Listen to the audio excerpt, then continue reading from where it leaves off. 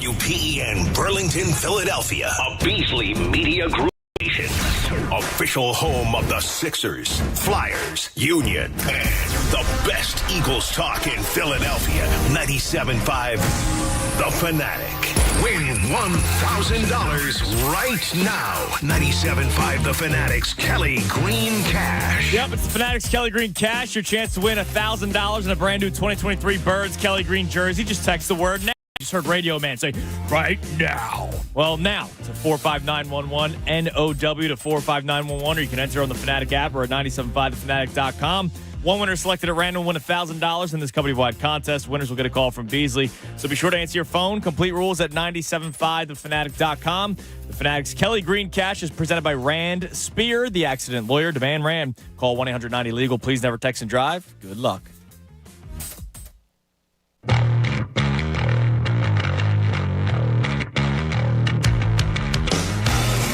Good Tuesday morning, Philadelphia. I'm Andrew Salchunas. It's the midday show on 97.5 The Fanatic. Sorry. I'm going to apologize right out the gate. All right, to Ray, to Vito, to the morning show who's still here, to management, to sales, to you, the audience, I'm going to apologize right now. I'm going to be all over the place today, all right? No, I'm not apologizing because they lost yesterday. You're the bush. No. I'm apologizing because I'm going to be all over the place. This is going to be a show that is full of just freaking emotion for 4 hours, okay? I have a lot that I need to get off my chest today. And I'm sure there's a lot that you need to get off your chest today. This is going to be a show full of emotion. Obviously, we'll still talk about the series. But you dropped a...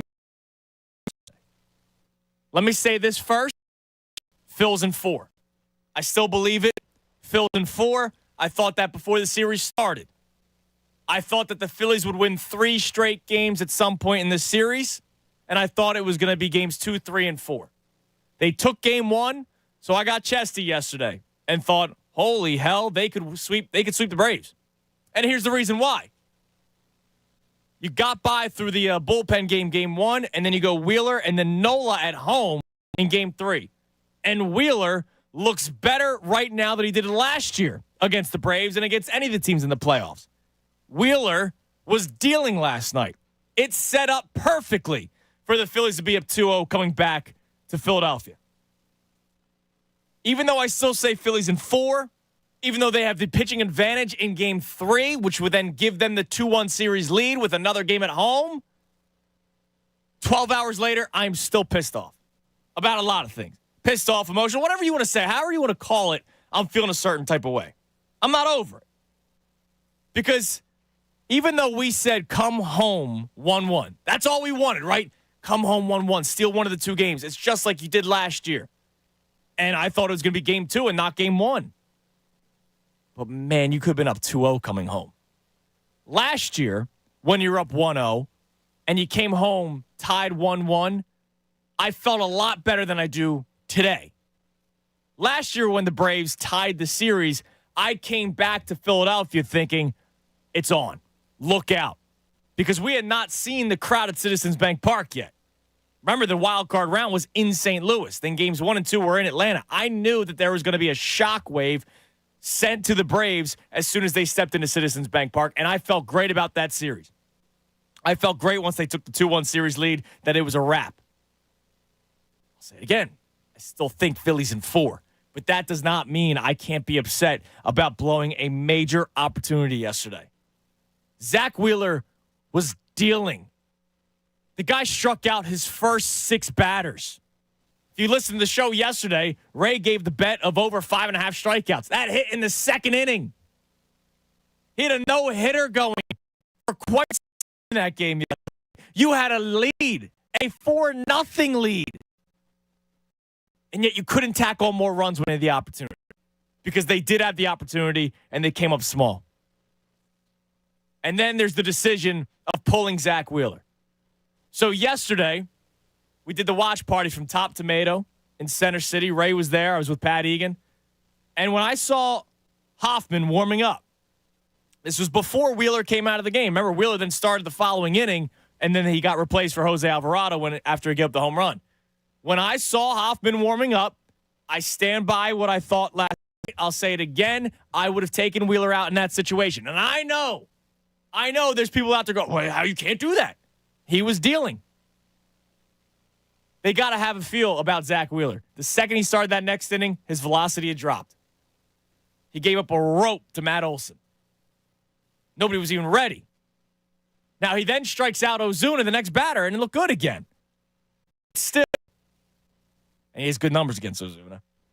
But still, I would have brought in Hoffman in that situation. Now, do I know if I'm right or wrong? I don't, because Hoffman ends up going in and gives up the go-ahead 2-run home run. So what does it really matter? So it doesn't really matter. Like, I was driving home last night, and I was listening to Connor, and I was listening to Tom, and there was people calling in, freaking out. How could Rob Thompson not pull Wheeler earlier? How could he not do it? Well, I'm sure last year you complained that they pulled Wheeler and brought in Jose Alvarado, who then gives up the home run. So which is it that you want?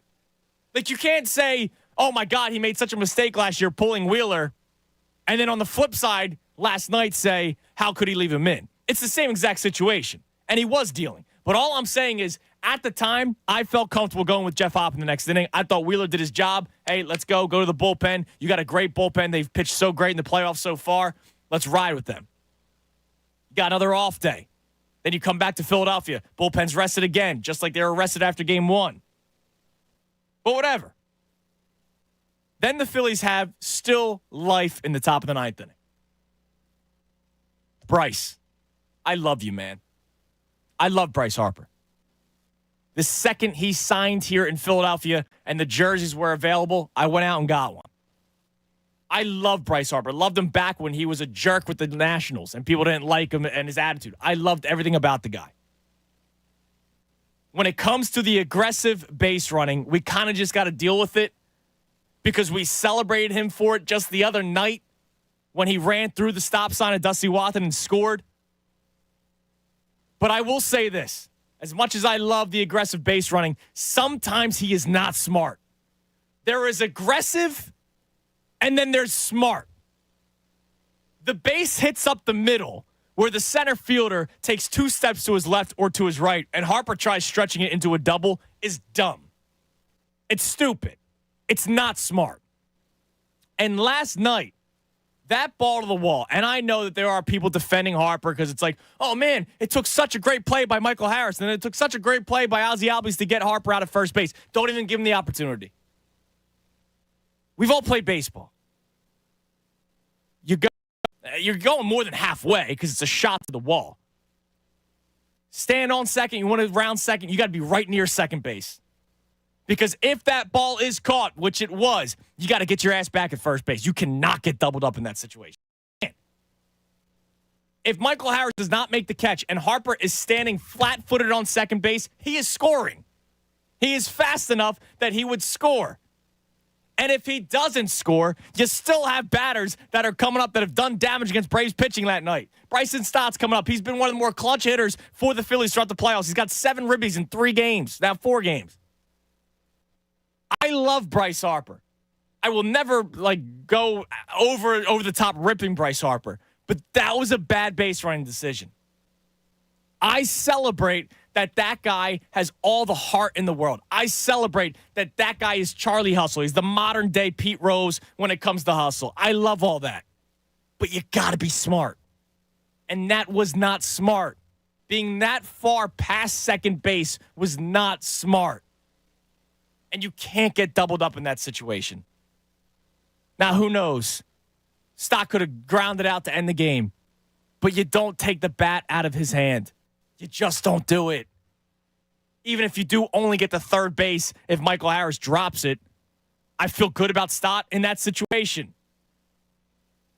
But Bryce Harper's also quick enough that he would score if that ball was dropped. Okay. Yes. Now I'm going to be emotional all day today. I'm not over this, and I won't be until tomorrow. Okay. Like, this is going to be therapeutic for me. Therapeutic for you. A couple weeks ago, I did a therapy session for Philadelphia sports fans because I felt like we were walking on very thin. The Eagles were undefeated. The Phillies were going into the playoffs, and we were acting like the world was, coming to an end. The sky was falling. The sky is not falling in this series. It's not. Phil's in 4. I stand by it. But if for some reason they do not win this series, it's because you blew a major opportunity last night. The Braves had 4 hits, 4 total hits, and they beat you. I want to get your thoughts on it all day today. 610-632-0975. We'll get Ray's thoughts on the other side as well. And you'll hear from Rob Thompson. Obviously, Topper speaks after every single game. I will play Rob Thompson, his sort of feeling after the 2 games in Atlanta coming back to Philadelphia. I do think it is still an important message because it's how I feel. But I'm still not over the fact that you blew a major opportunity to be up 2-0 and coming back home.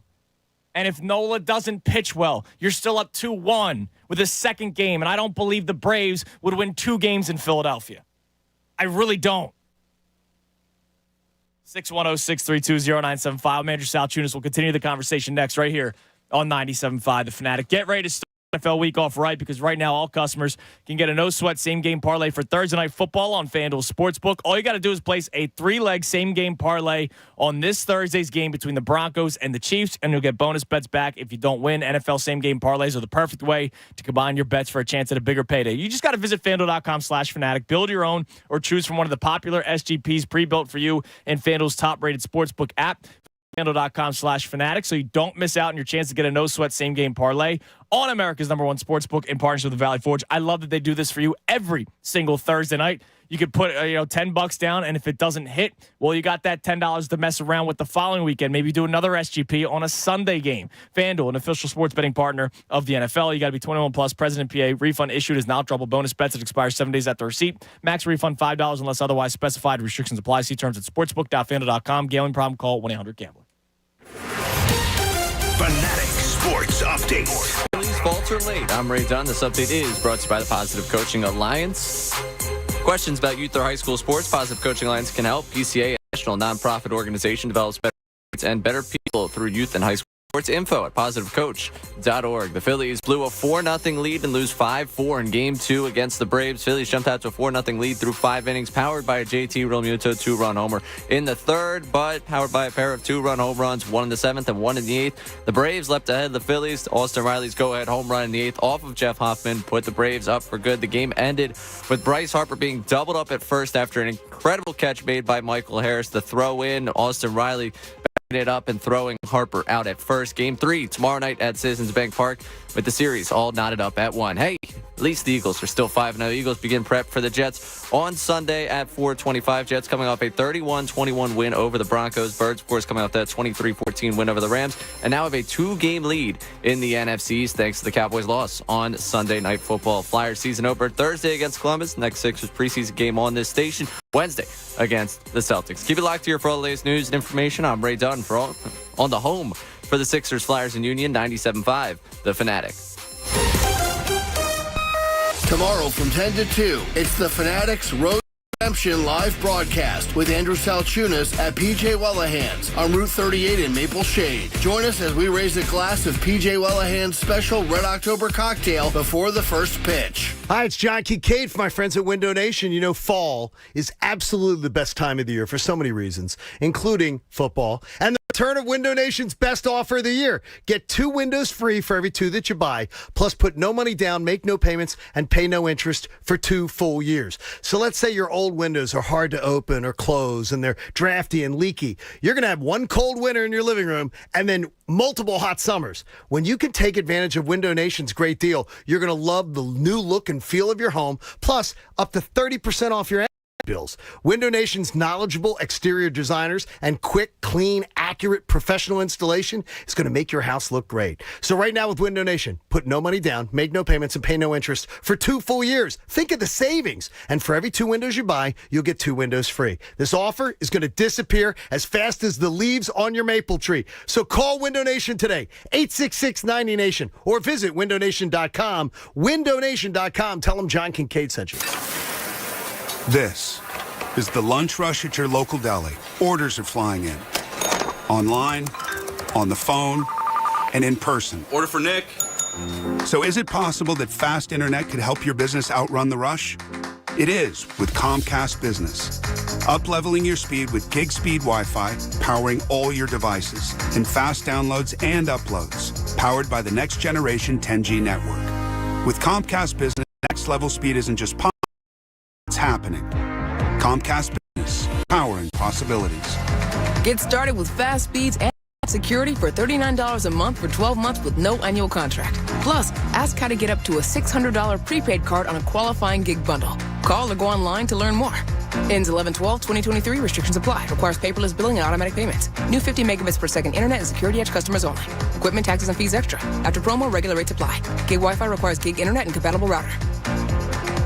He could go all the way! A 100-yard kickoff return! In football, the special teams unit is the team's unsung hero.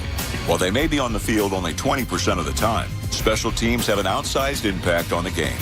In business, when tech problems interfere with productivity and prevent growth, Philly area CEOs and business owners sub in the special teams unit from Graffin Business Systems for managed IT services and comprehensive tech support for the win. Whether you need help with upgrading your infrastructure, server network support, cloud services, cybersecurity, voice over IP, Graffin will put together a game plan that will keep your organization in the win column. From strategy to planning to implementation and beyond, Graffin keeps businesses going, and that's no bull. Put Graffin's IT special teams to work for your business at Graffin.com. That's GRAFFEN.com. A psoriasis flare-up can make a walk in the park, well, no walk in the park. It's that obvious, huh? I've tried so many lotions and creams, but I still have symptoms. So those don't do enough to treat the inflammation beneath the skin, leaving you with those uncontrolled symptoms. Makes sense, but what else can I do? You can get real with your dermatologist so they can help you get clear.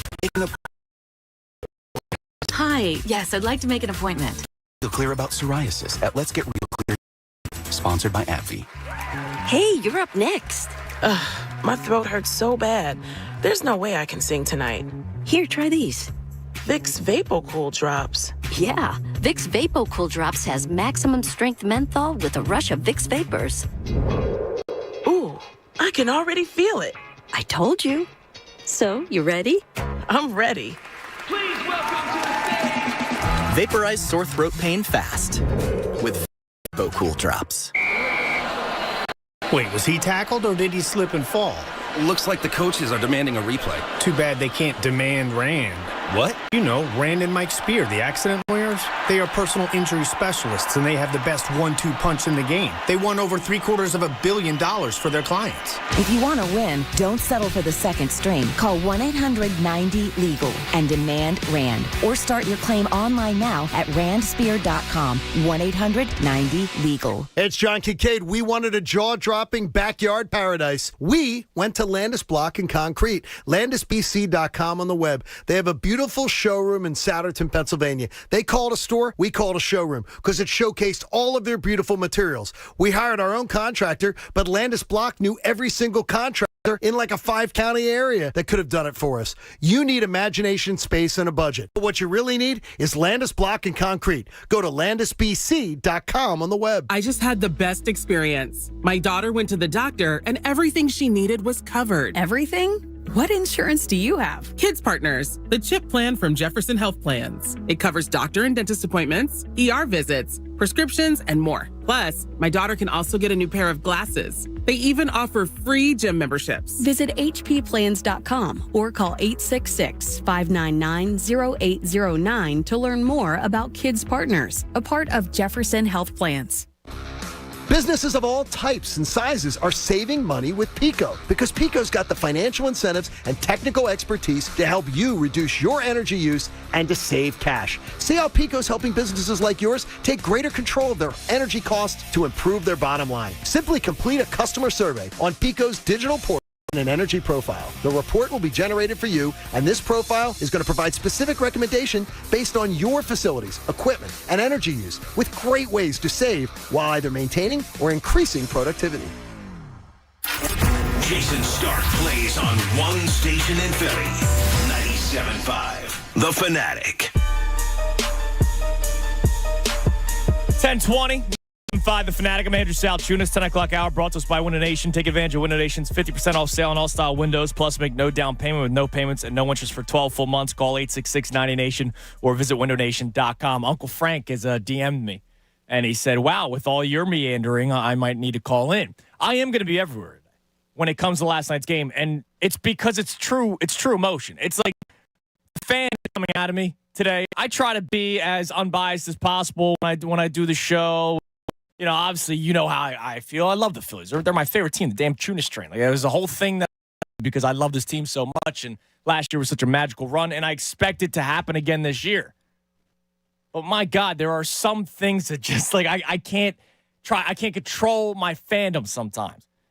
And last night was one of those nights where I'm laying in bed. Dude, I'm not joking, Ray. I got home. I forget what time the game ended. I was awake.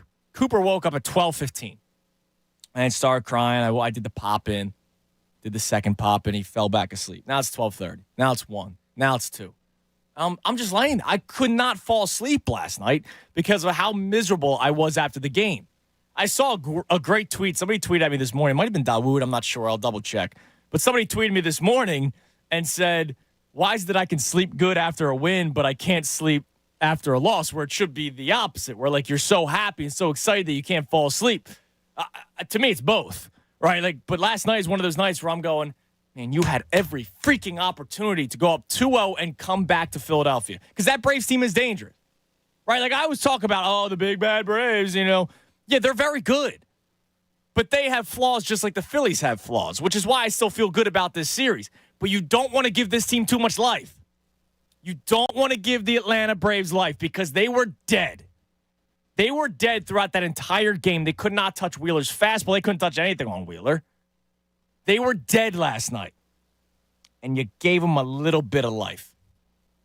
And that life could get completely shut down immediately if Nola goes out there and pitches well on Wednesday and Citizens Bank Park is rocking.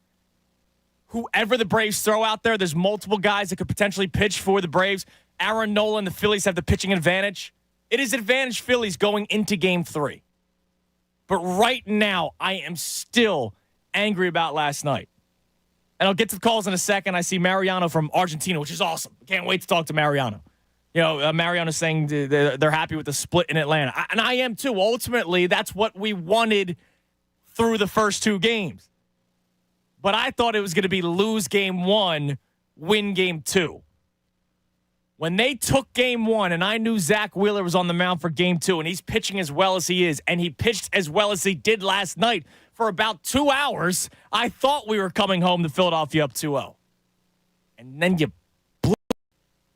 And I'm just not yet. So I'm going to get to you guys in a second at 610-632-0975. I'll get Ray's thoughts in a second as well. Here's Rob Thompson after the game yesterday, kind of giving us the message of, hey, we're 1-1, come back to Philly. I think it's just being realistic that, you know, we came in here, we split the series, or split the 2 games here, and now we have home field advantage. We go back to our place. It's going to be raucous and wild, and we just got to keep playing baseball. This is, as I've said all year, a resilient club, tough club. They're going to bounce back. It is tough, and it doesn't matter. Like, look, even last night, the Braves take the lead, and I'm still thinking the Phillies can still win this game.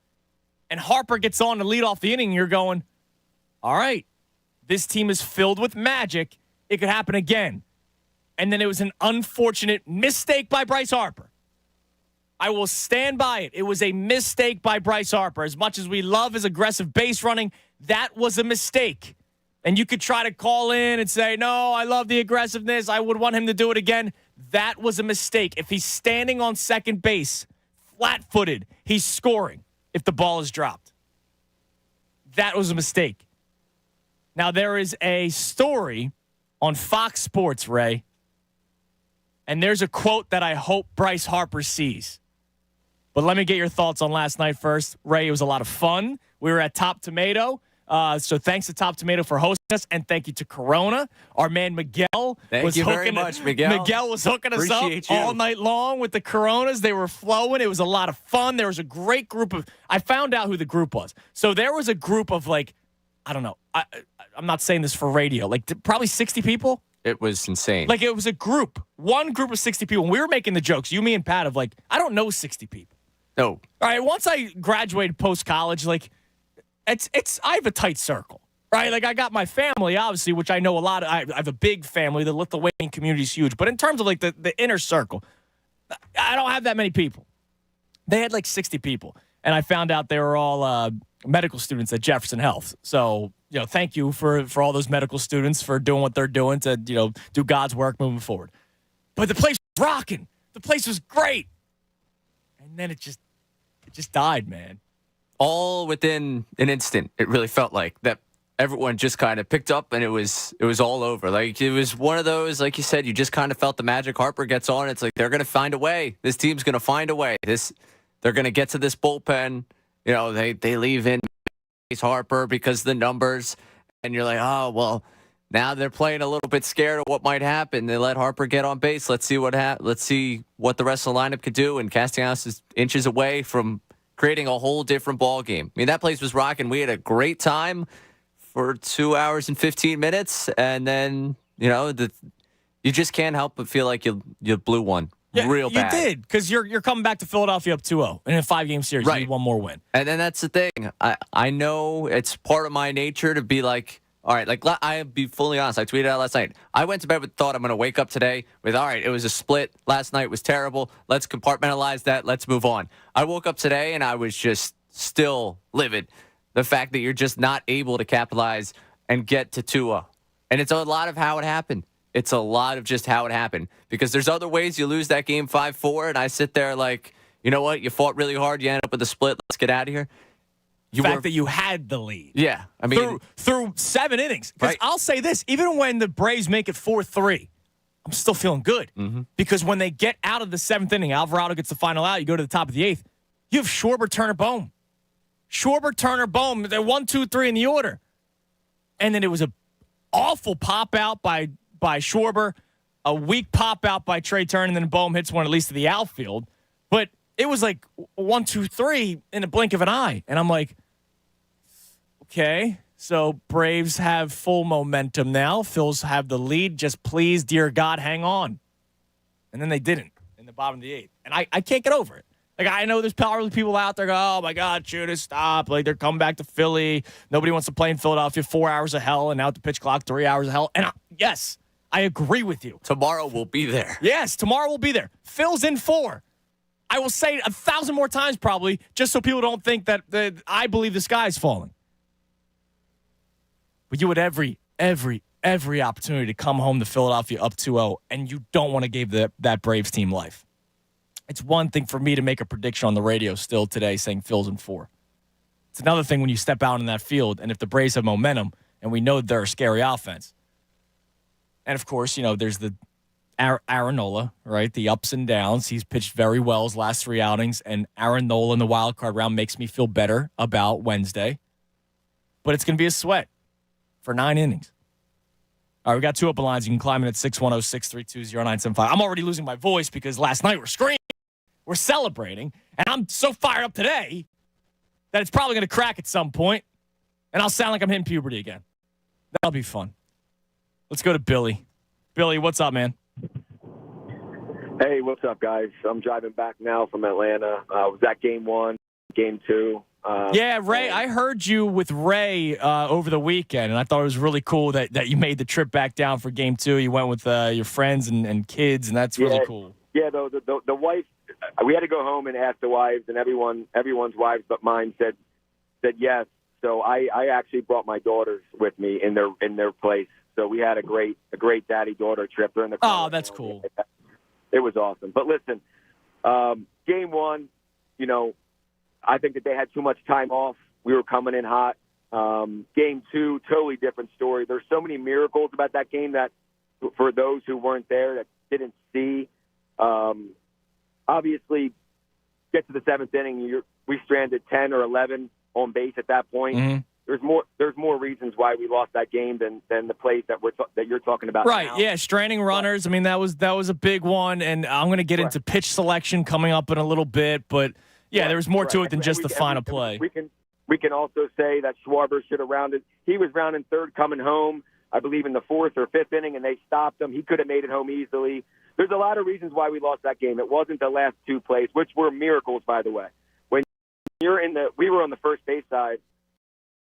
When that ball got hit, there was no way he was making that catch. Like from our angle, Bryce had every reason to turn on those jets. That ball was not getting caught. It was like a miracle that he got there, right? And then a second miracle that Riley happened to be there where he was to cut it off, because he wasn't even supposed to be in that position. Right. So anyway, back to where they lost the game. They lost the game for those who weren't there. The seventh inning stretch, they had an opera singer come out. This guy was, he brought the crowd to tears. When they came out of that seventh inning stretch, the whole stadium, the whole team, the mascot finally came out. The whole stadium was awoke, and that's what, the things that you don't catch when you're at home watching the game. But this guy came out and belted "God Bless America," and everything turned Braves' way. Everything. All right. So what you're saying is we need like Taylor Swift to come out Game 3.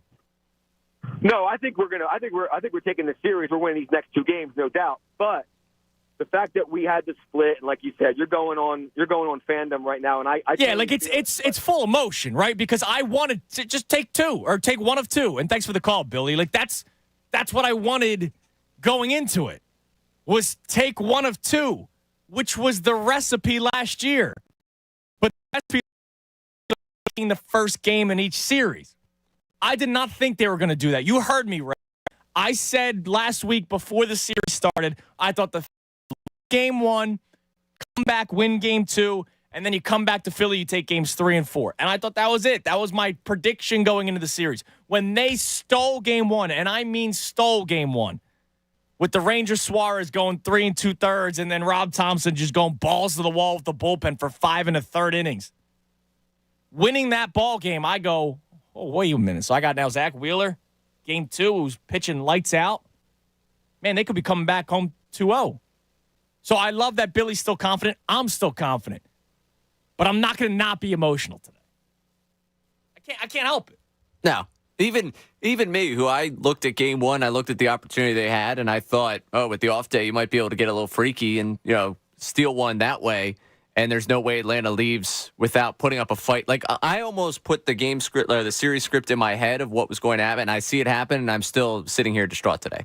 Because I'm not totally, blown away by everything that happened, because I didn't think Atlanta was going to go quietly down 2-0 and, at home.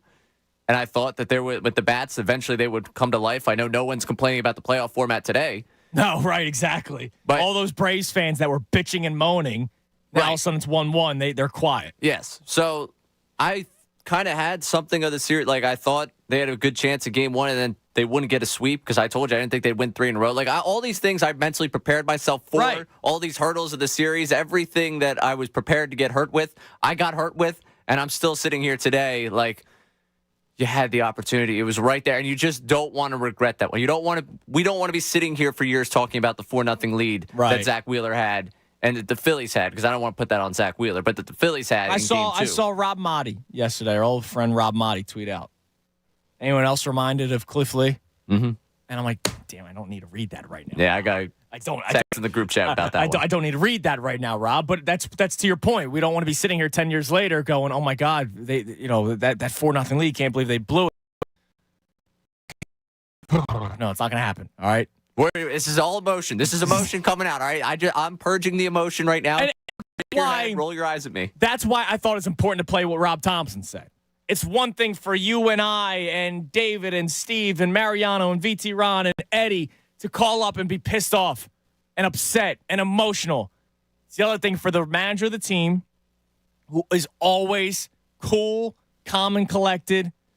Doesn't matter what the moment is during the game. The guy looks like he has no emotion on his face. Team could be up 10, down 10, 1 out away from winning the World Series. Zero emotion. And for him to go out onto the podium yesterday after the game and say, hey, look, it is what it is. We're going back to Philadelphia. It's going to be raucous and it's tied 1-1. The message we need to hear, but it's just not how I'm feeling right now. Let's go to Mariano in Argentina. Mariano, what's going on? Hey, what's up, man? I love you guys, man. I listen to you guys every single day of my life. I love you. Are you born and raised Argentina? Born and raised in Argentina, and I've never been able to visit Philly. Oh, man. Killing me. It's been killing me all these years, man. So before we get to the game, I got to ask, what brought you to be a Philadelphia sports fan? It started, I'm 31 now. It started when I was 15. I was probably the biggest Allen Iverson fan in South America. That's awesome. And then that love towards Philly, it spread, and I started liking every single team in Philadelphia. And that's how I never stopped. Never stopped. You can't stop with Philly. It's not an option. Well, I love that. That's pretty cool. You know, so you go Iverson over Luis Scola and Manu, that Carlos Delfino. I actually met Scola in Houston because I do have family in Houston. Okay. And when I visited in 2008, that was his best year, and I actually got to meet him after the game. Oh, that's awesome. Man. First of all, I want to let you guys know, really love you. I never stopped listening. And getting to the game last night, I just want to say that if you would have asked me before the series with the Braves started, if I would have been happy taking one out of two in Atlanta against the best offensive team in baseball, and in the regular season, those guys put up ridiculous numbers. And, of course, I would have said, yeah, give me one or two. Then we go to Philly, best fans in the face of the earth. I mean, we're all heartbroken about last night, but if you want to see the big picture, we still have 2 games in Philly, guys. Yeah, it's coming back to Citizens Bank Park. And Mariano, I think you're looking at it the smart way, logical way, the correct way. I'm looking at it, and I agree with you, actually. I still say Phil's in 4, but I can't help but be a little bit emotional today. And don't get me wrong, last night I was screaming at the TV with rage. I think because I think the worst way to win baseball is when you had the game. You had it. You did everything right for 6 innings, and then just little mistakes, man. And about Harper, of course it was a mistake. And when you have players that play that aggressively, it is going to cost you from time to time. It reminds me of the people that play poker and go all in every single time they play. Yeah, that could be Bryce. Bryce Harper may not have a good poker face. And thanks for the call, Mariano. Pleasure talking to you. It's so cool that you listen every day from Argentina. That's awesome. 16 years of Philadelphia sports fan. That's really cool. I love stories like that. But still, I stand by. I know we had Billy. Billy was our first caller. He was in the building yesterday, and he said off the bat, everybody thought it was not going to be caught. I don't care. You got to be smart. And that wasn't smart. That was Bryce Harper being uber aggressive. And I appreciate how aggressive he is. But sometimes he just isn't bright on the base paths. And my perfect example is the base hit up the middle where the center fielder is taking 2 steps to his left and Harper tries to stretch it into a double. And we celebrate that the helmet's flying and he's flying into second base. And then he's out by like 8 feet. And yesterday, whether you thought that ball was going to be caught or not, first off, if he thinks it's gone, you're not going that far off the base anyway, because if it's gone, it's a home run. You're trotting the rest of the way. If you think it's hitting the wall, well, you see Michael Harris sprinting full speed. If it hits the wall, that means it's going to ricochet, and he's not getting it. You have to rely on Acuna to. There's so many things that could have gone in the Phillies' favor that he could have been standing flat foot on second base and would have scored. It was aggressive, yes, but sometimes there's aggressive that leads to, I don't want to be rude and say stupidity, but it was. Like, that was bad base running last night from Bryce Harper. And I was with Pat. Yeah, I didn't hear much of the morning show today. I had to take care of some stuff with Coop. And he fell asleep in the car. I had to turn down the radio. But, like, last night was he was okay with it. He thinks today, after sleeping on it, I'm not just making this up, he was okay with it. He actually wanted Harper to steal second the second he got on base to try to be in scoring position. So, that's how Pat feels, and I'm sure there's other people that feel that way, that against Iglesias, Look, you got to try to make something happen. But they just beat up Iglesias a couple times in the regular season. A couple weeks ago. It wasn't that far back. And they were talking about it yesterday that Iglesias had never pitched with runners on base this year coming into a game. He hasn't inherited runners all season long. He did twice last year in the playoffs. He inherited 2 runners in the playoffs last year against the Phillies. Both scored. He inherits a runner in this game and allows a missile to right center field. That was unfortunately caught. You also got to know those situations. You have good batters behind Nick Castellanos. It wasn't over if that ball was caught. The game wasn't over. I'm bothered by it today. I can't help myself. Now, I will say this. Coming up next, we have the vault at 11:10. I promise I'm going to run through your calls. I know that a lot of people are very emotional like I am today. So I can't wait to talk to you all about it today. I see David wants to talk about Trey Turner. He does not get left off the hook for multiple reasons.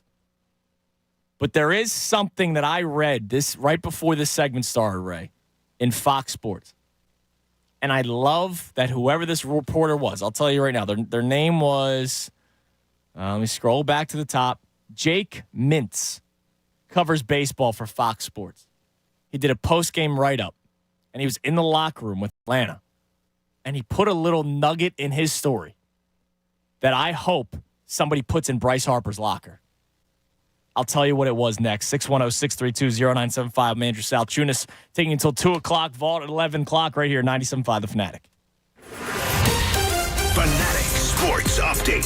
Atlanta evens the series at 1. I'm Ray Dunn. This update is brought to you by Wendy's. Breakfast 2 for $3 Biggie Bundles. With Wendy's new Breakfast 2 for $3 Biggie Bundles, you can choose the pair you want. Limited time only during breakfast hours. U.S. price and participation may vary. Not valid in a combo. Single item at regular price. Phillies blew a 4-0 lead. Lose 5-4 in Game 2 against the Braves. Series all knotted up at 1. Now as the series shifts back to Philadelphia, the Phillies jumped out to a 4-0 lead through 5 innings, powered by JT Realmuto homer in the third, and then the Braves, powered by a pair of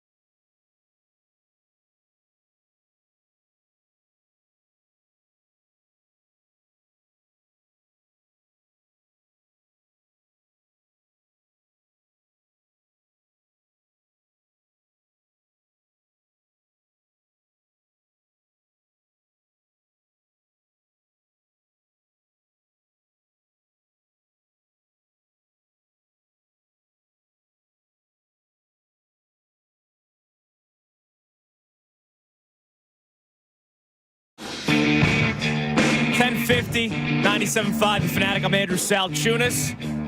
We have one open line right now reacting to last night's game. Phil's in 4, but I am GD emotional today, okay? And I'm not going to get over it. But I have a message for Bryce Harper.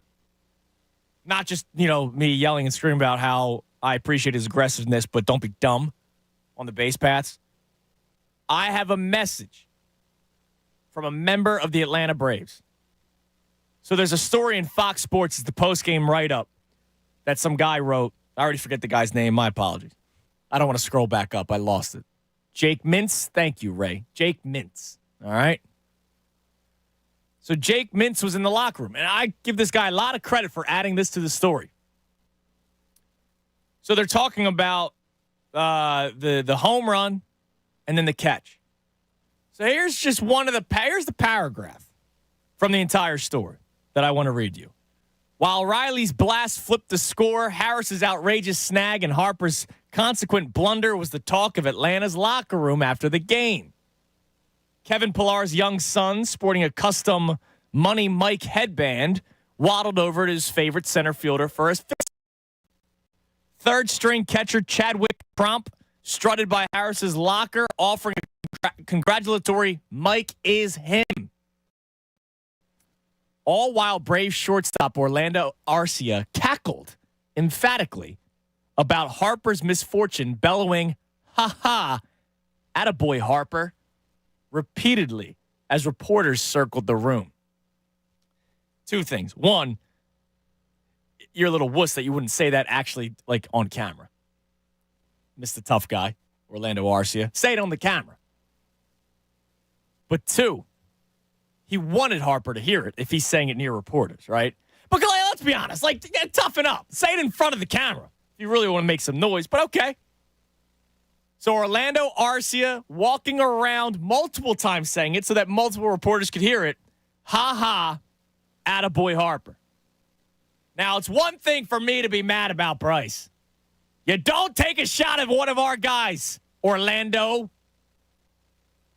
Bryce Harper better see this. I hope that this is plastered in his locker at Citizens Bank Park so that he sees this going into Game 3.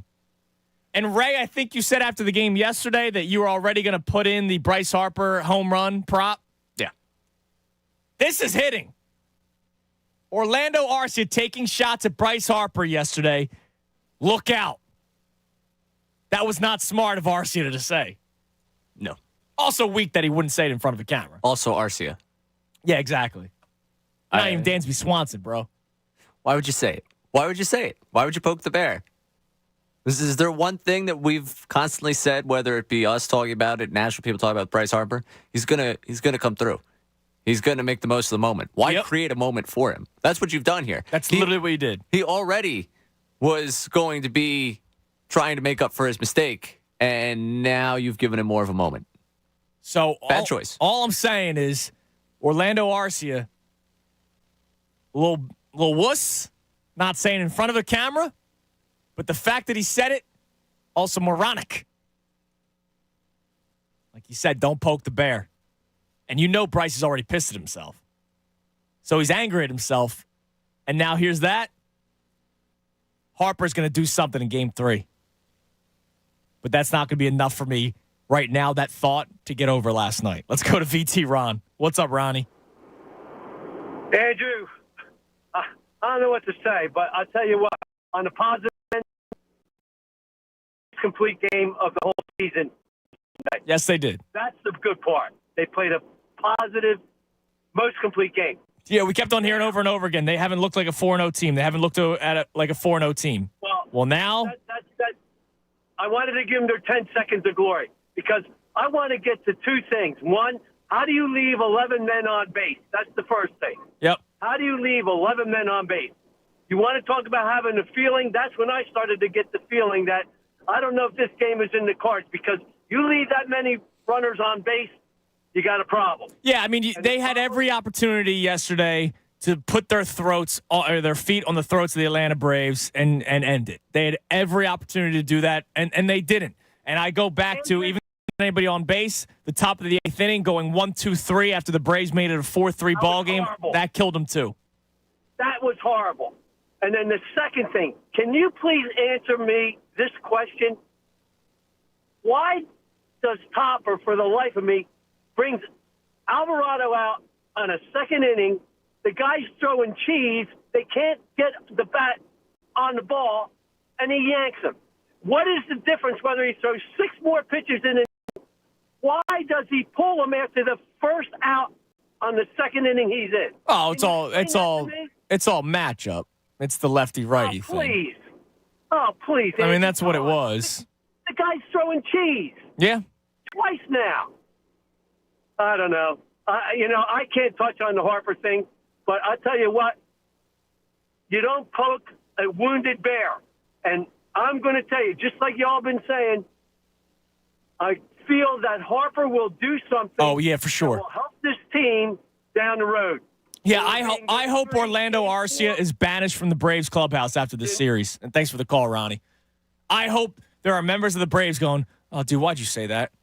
Why'd you say that, bro? Why were you doing that? And I hope that he is banished from the clubhouse after the series when the Phillies win in 4. Now, back to the Alvarado situation. Yeah, I mean, you're right. He was only at 16 pitches. They're off tomorrow, so you probably could have kept him in the game. He is your best reliever. But Hoffman's been great all year, right? So you bring in Hoffman, who's been spectacular all season, was great against the Marlins. And I know it was dicey in game 1, but he got out of that inning. He needed 2 more outs. And he hits Acuna, which you can't do to start. You can't come out of the bullpen and hit the first batter. You can't do that. But then he gets Albies. So he's got 2 outs. And then Austin Riley steps up. Now, Austin Riley, as much as I hate him and the Braves, that dude is strong. He hit that one. His top hand was coming off of the bat when he made contact. And it still went that far.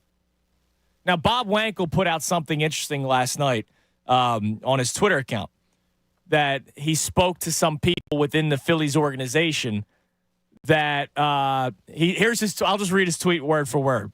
It was a quote tweet to the NBC Sports Philadelphia video of Jeff Hoffman being asked about going to a slider to Austin Riley, because Riley has not been able to touch a fastball. He's not been able to touch a fastball. Hoffman goes slider, run. Bob quote tweeted the video and said, had a few sources text me who characterized that pitch selection as insane.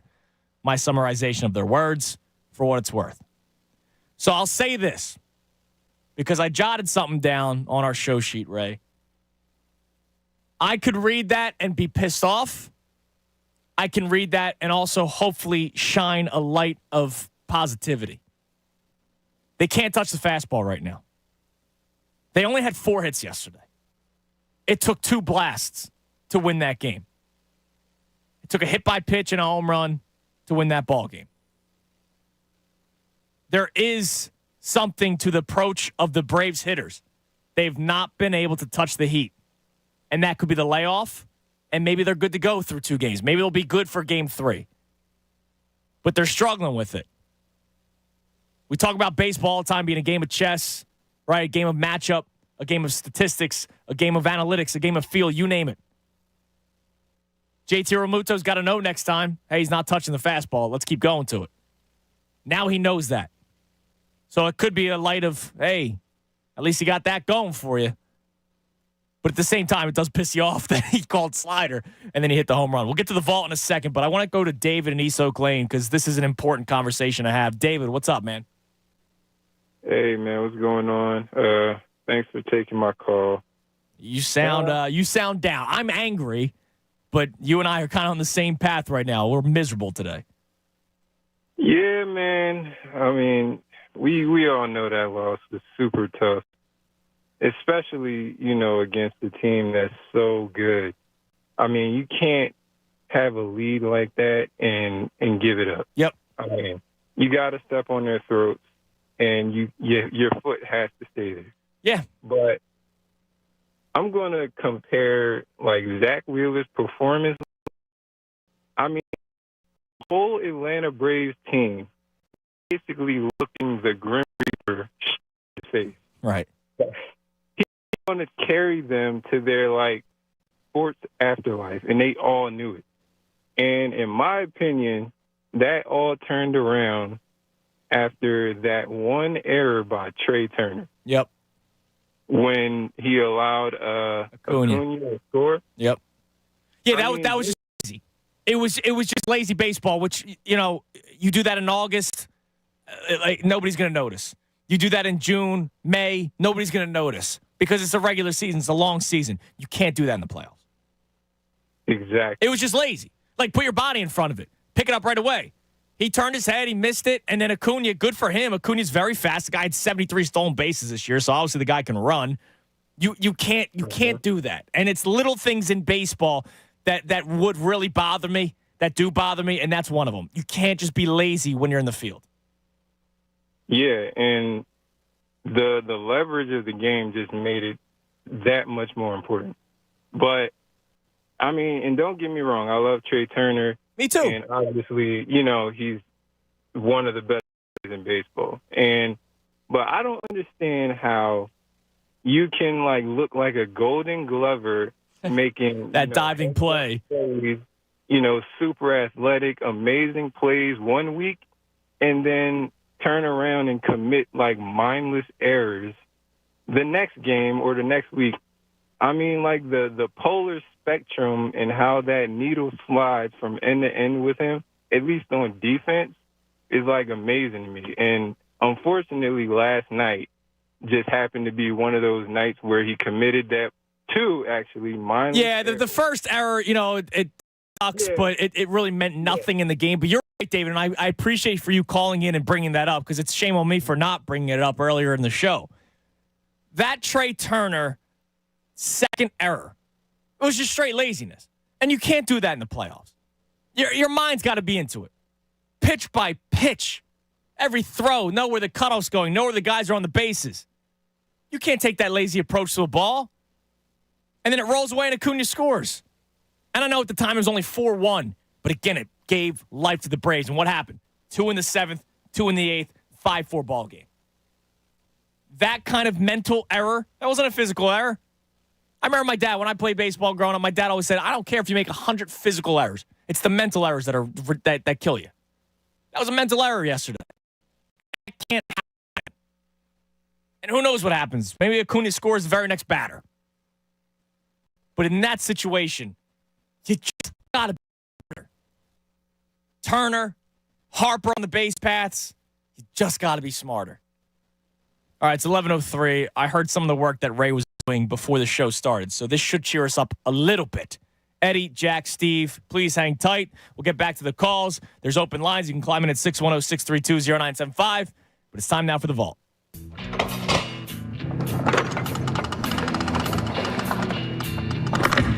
You know, when we began opening this vault nearly 2 hours ago, we had no real idea what we'd find inside.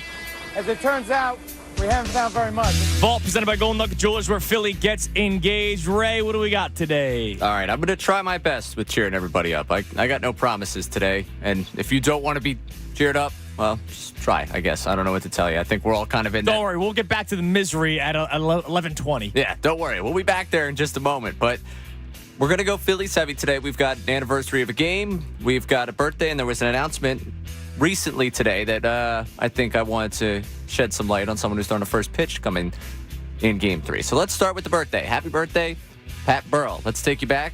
May 2nd, 2008, against the Giants. Pat Burrell off to a great start to the 2008 season and one of the all-time Harry calls.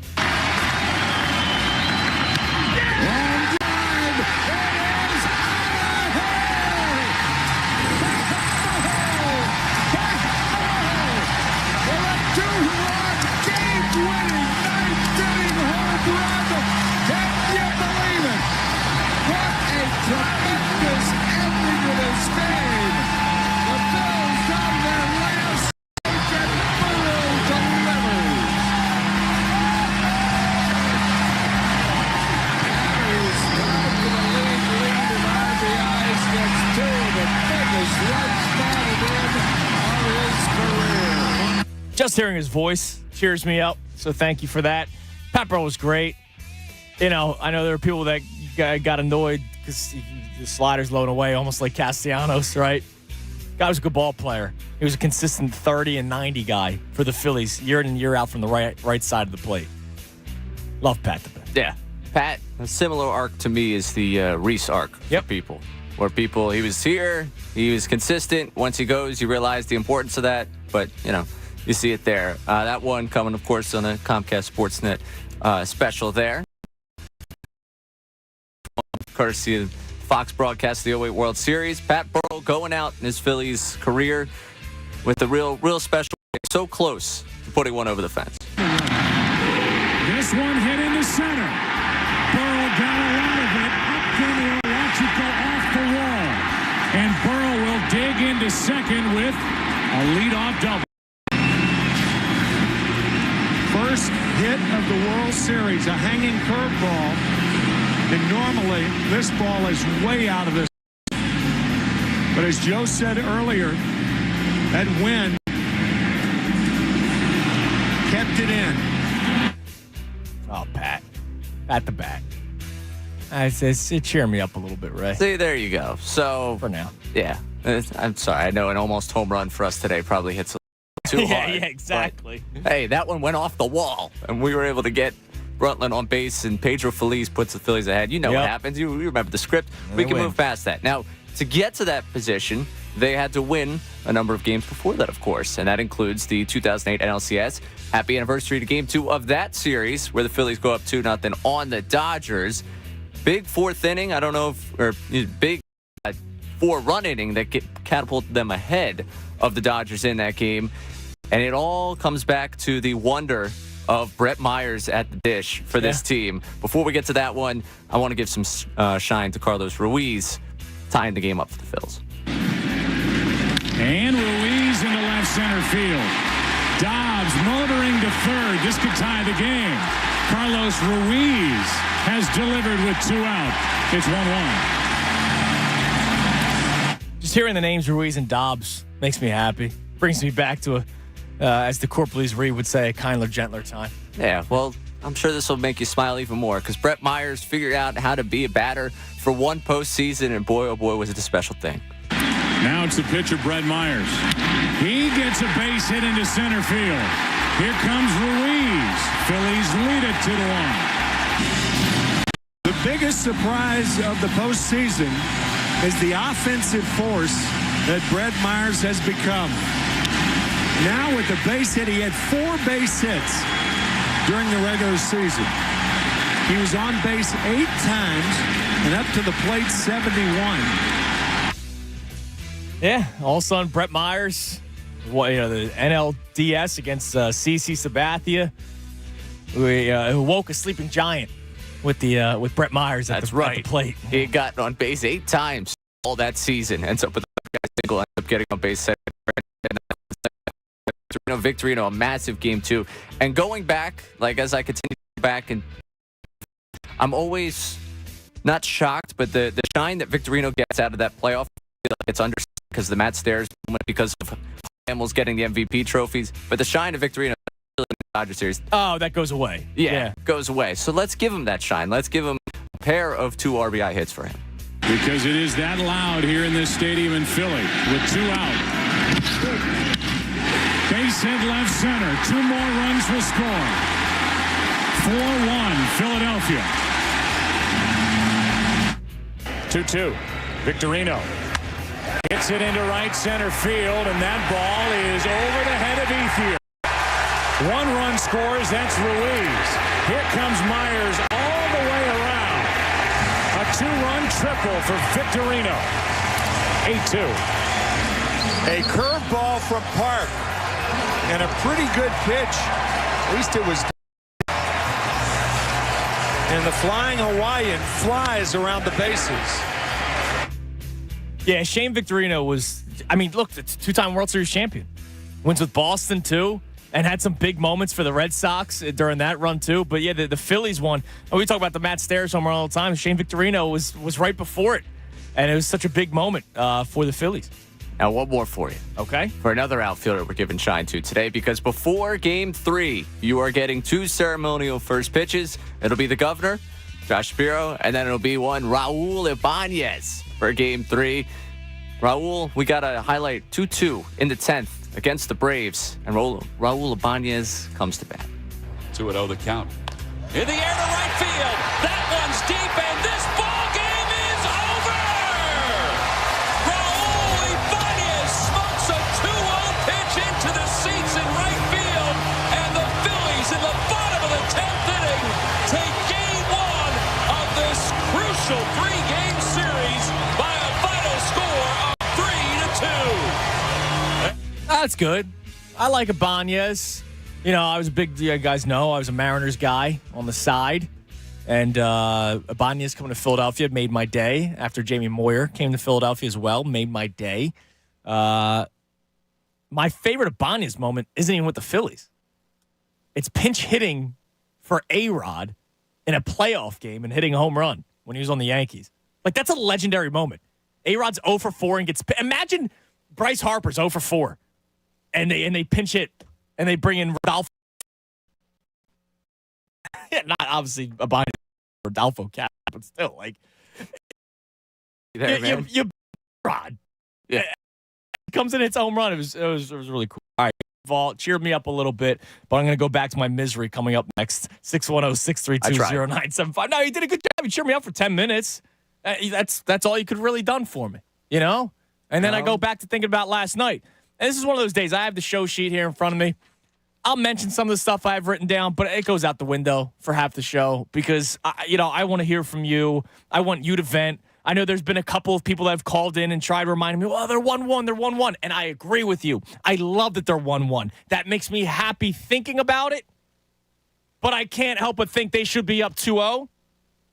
And 2-0 against the Braves makes you feel a lot more comfortable than 1-1 against the Braves. Even though I do know CBP is going to be electric. Rob Thompson talks about that. We'll play that again coming up next in case you missed it last night and earlier today. And then we'll react to it. 610-632-0975. Manager Sal Chunas. Therapy session for myself and you and Ray and Bob Cooney and everybody.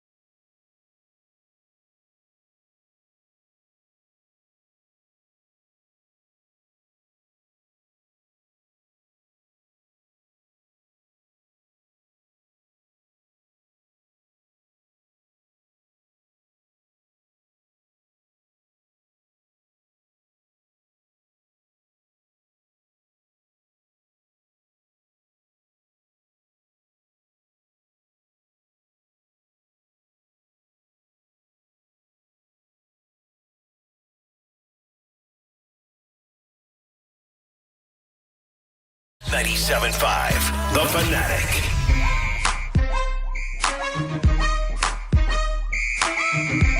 $11:20, 97.5, The Fanatic, 11 o'clock hour, brought to you by Gold Nugget Jewelers, where Philly gets engaged. Hanging out with Bob Cooney during the break. Always great seeing Bob. Love you too, Bobby. Listen to Bob on the morning show today. John was out today. He's resting up. So obviously, John, the morning show sounded great. So great job by Bobby and Connor and Pat. Now you got me and Ray Dunn and Clock. Ray tried giving us a nice little glimmer of sunshine during the vault, which did cheer me up. But now it's a new segment, which is basically a whole new day for me. So I'm back to being miserable because the Phillies should be up 2-0 in this series.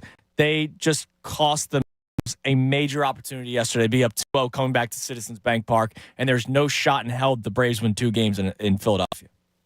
There's no shot they win 2 games in Philadelphia now either.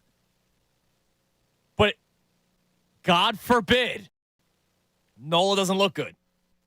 You're now down 2-1. You have to force game 5. Or Nola looks great. And then you go into game 4, and now what? Are you doing the Suarez bullpen experience?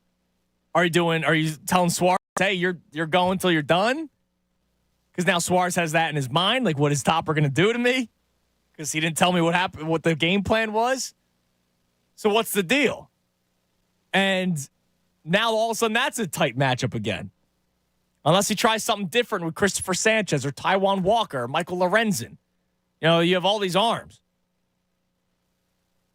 But man, all these fears, that's the worst part, right? Fear is now crept in. Going into last night, I was supremely confident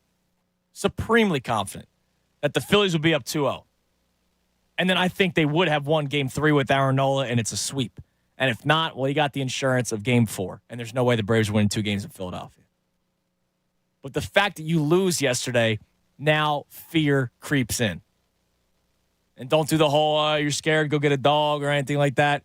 No, let's be real. The Braves are a dominant offense. The Phillies have the advantage in the pitching matchup in game 3. And I'll get into all of that coming up. But right now, as I have to go through a day without baseball today and wait until 5 o'clock tomorrow, right? We got a full day tomorrow before first pitch. That has kind of crept in a little bit. Or fear, but fear. Because I can start thinking about situations where it goes wrong for the Phillies, where at one point yesterday, hell, in the 6th inning yesterday, I thought everything was going right. And that's the worst part. And you said it earlier, Ray. It's one thing if you lost 5-4, Braves were up 4-1, you tied it at 4, they win it in the 9th, it's heartbreaking. But man, that's a good Braves team, and you fought back and blah, blah. It's one thing if it's that. But what happened last night was you had the lead. You should have won the ball game. There's no way the Braves should have been able to come back. Trey Turner can't be lazy and booting balls in the infield when they're thrown in from the outfield and letting Acuna Jr. score. There can't be confusion about bullpen situations. You can't hit the first batter you face if you're Hoffman. Like, those things happen. All of a sudden, you gave momentum back to the Braves, which is a really scary team. But the good thing is, at least it's coming back to Citizens Bank Park. If it was Phil's CBP games 1 and 2, and the Phils won game 1 and then allowed the Braves to come back in game 2, and then it was going back to Atlanta, we're freaking out right now. The thing that we can hold on to is pitching matchup advantage, Phillies game 3, and Citizens Bank Park, which that is real. Like, the home field advantage is real. And I know we had Billy calling earlier. Billy was at both games. And he said the guy who sang God Bless America really woke up the crowd and all that kind of stuff. We don't need that. We're awake at all times, right? It took a crazy play by Michael Harris for them to show emotion. Whereas it could be the bottom of the first inning and somebody works a walk for the Phillies and we'll be going nuts. Home field advantage at Citizens Bank Park is real. Just would have felt a lot better if they were up 2-0, Ray. Yeah, it would today. And that's the fear, you just start doing the doomsday because it's the way nature you are. Even the most positive person could still have that little bit of fear creep in with, well, what if Nola doesn't pitch well, and you got back-to-back games, and then all of a sudden that fifth inning, Nola starts to blow up, then you got to go through the pen, then you're supposed to go the next day against Strider with some of your bullpen arms having to go back-to-back days. Like, you could start walking down that path, and that could get a little terrifying for people. Today, I'm living in the dread of yesterday. I'm living in the regret of things that they couldn't do, and the frustration of $300 million men that made big mistakes that end up costing you. That's what I'm living in. There's a part of me that still says, hey, you wanted the split. You even set yourself up for the way you could see this going, and just live with it, be upset about it, have your reaction to it, and then tomorrow. And we will be. Tomorrow, yeah, we will. Tomorrow, I'm doing the show from PJ Williams in Maple Shade, the same spot I was at last Tuesday before Game 1 of the wild card round. That will make me feel good because last Tuesday it was great. The game wasn't until 8 o'clock at night, and come 11 a.m., 12 o'clock, there was a sea of red that came into PJ Williams. A lot of people on their lunch break, or maybe people just took off early. Maybe they were going to the ballpark. Beers were flowing at noon last Tuesday, okay? So I'm going to feel great being back at PJ Williams in Maple Shade tomorrow on Route 38 because that's where I was when this whole Red October started. And when I see the Phillies fans getting fired up again, and the beauty is because we're done at 2, it's only 3 hours. It's only 3 hours. I'm going to go home. I'm going to pick up Cooper, hang out for an hour, basically drop him off at a babysitter because Christy works, hightail it in the Center City because we'll be at South Philly. We'll be at Patty Wax tomorrow. I'll tell you more about that coming up as well. And so it's going to be a quick turnaround tomorrow, which is good. But right now, having that day off really freaking sucks, man. It does. But I love that Orlando Arcia may have lit a fire under Bryce Harper's rear end. It just popped up on my timeline again. In case you missed it, Orlando Arcia was cackling throughout the Braves locker room around reporters yesterday. Like he wanted it to be heard, but he was too much of a wuss to say it in front of a camera. But Jake Mintz of Fox put it in his story, so it is now starting to go viral. Yesterday, Orlando Arcia, after the game, cackling around reporters, ha, attaboy Harper. Oh, boy, do I want Bryce Harper to go off tomorrow. 2 home runs tomorrow, Ray. Let's go back to the phones. Jack in Northampton. Jack, you're on the Fanatic. Hey, so I just want to bring up the thing I was thinking about is that because the Braves have the day off today, doesn't that kind of pause their momentum a bit? Like, if I was the Braves, wouldn't you want to, carry that into the Absolutely. very next day? Absolutely.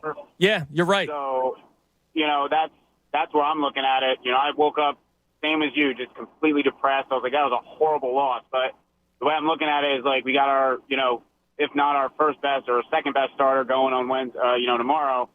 So it kind of pauses the Braves' momentum. If I were the Braves, I just want to start playing immediately instead of waiting a day. That kind of pauses it and, kind of puts the standstill on it for a bit. Yeah, and not only is there an off day, you're now coming back to Philadelphia, right? So I went to you. If we're going to Atlanta after dropping Game 2, I'd be petrified. I'd be freaking out.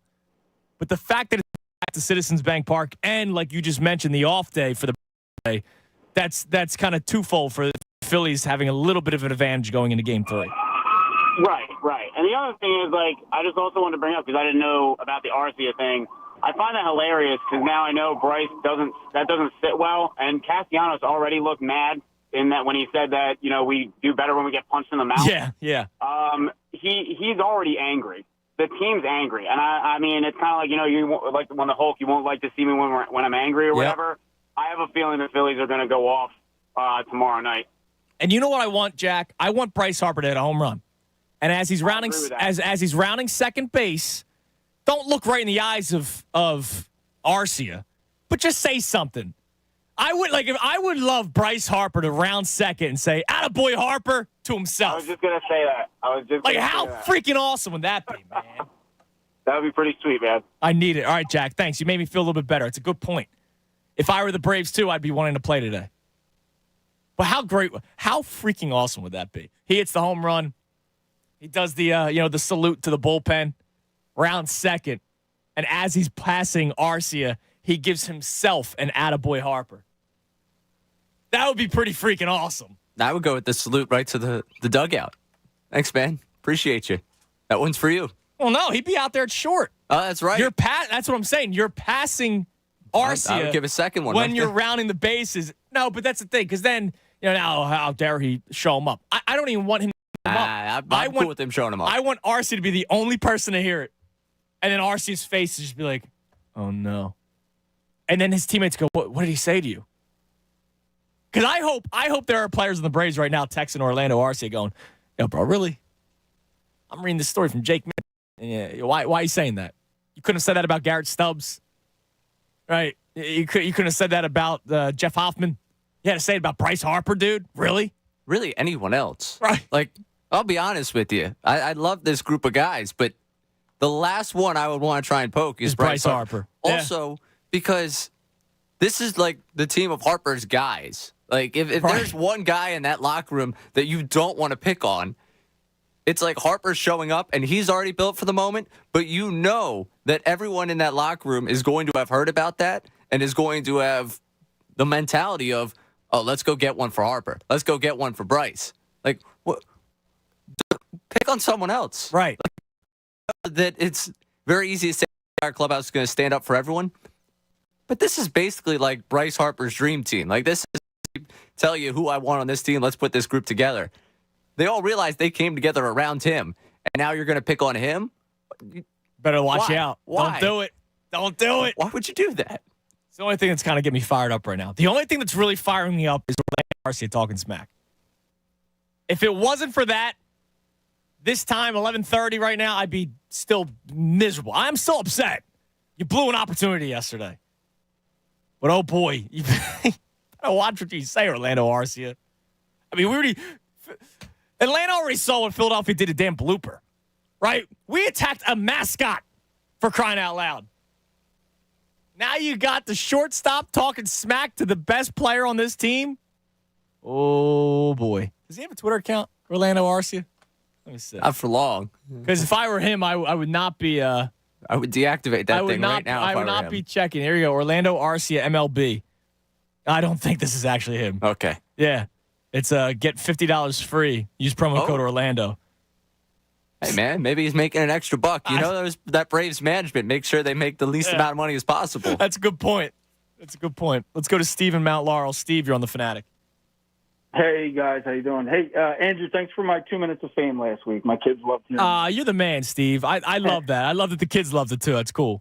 So I got a few things. I'm right where you're at. I don't know. It's like, 1 minute I'm depressed. The next minute I'm angry. The next minute I'm hopeful. I just hope, as people have said, that we don't go into Sunday morning waking up, looking back on Game 2, going, we had them buried and we let them live. And that's my biggest fear. As far as games coming back in the Philly, let's go. And as far as you mentioning Orlando Arcia, I didn't know that. And I think my emotions, just as you, I'm fired up. Like, let's go. Let's take 2 and home, send them back, packing so they can go on the golf course, because I can't stand this Braves team. They are, with their antics on the bases, this guy talking crap, Spencer Strider yelling F you to the umpire last night. And, Spencer Strider, I hate it. He's becoming a major hate. Yeah, the Braves are now becoming the new Mets. I used to hate the Mets, and now I'm like, whatever. The Mets, they got their own, nonsense. Yeah, they've become irrelevant. And then I have a dilemma, and I need your suggestion. All right. Tomorrow, 5:07 is the biggest game of the Philly season this year, obviously. I have to coach my son's baseball game. And coach the kids and listen and just drop an F-bomb. How old's your son? Yeah. Cooper's 1.5, right? There will be a day where he's going to be 7. We know that at 7, they're not becoming Major League ball players yet. I know, but what do I do? Cancel the game? I can't do that. No, you can't cancel the game. What time's the game at? The game's at 6 o'clock.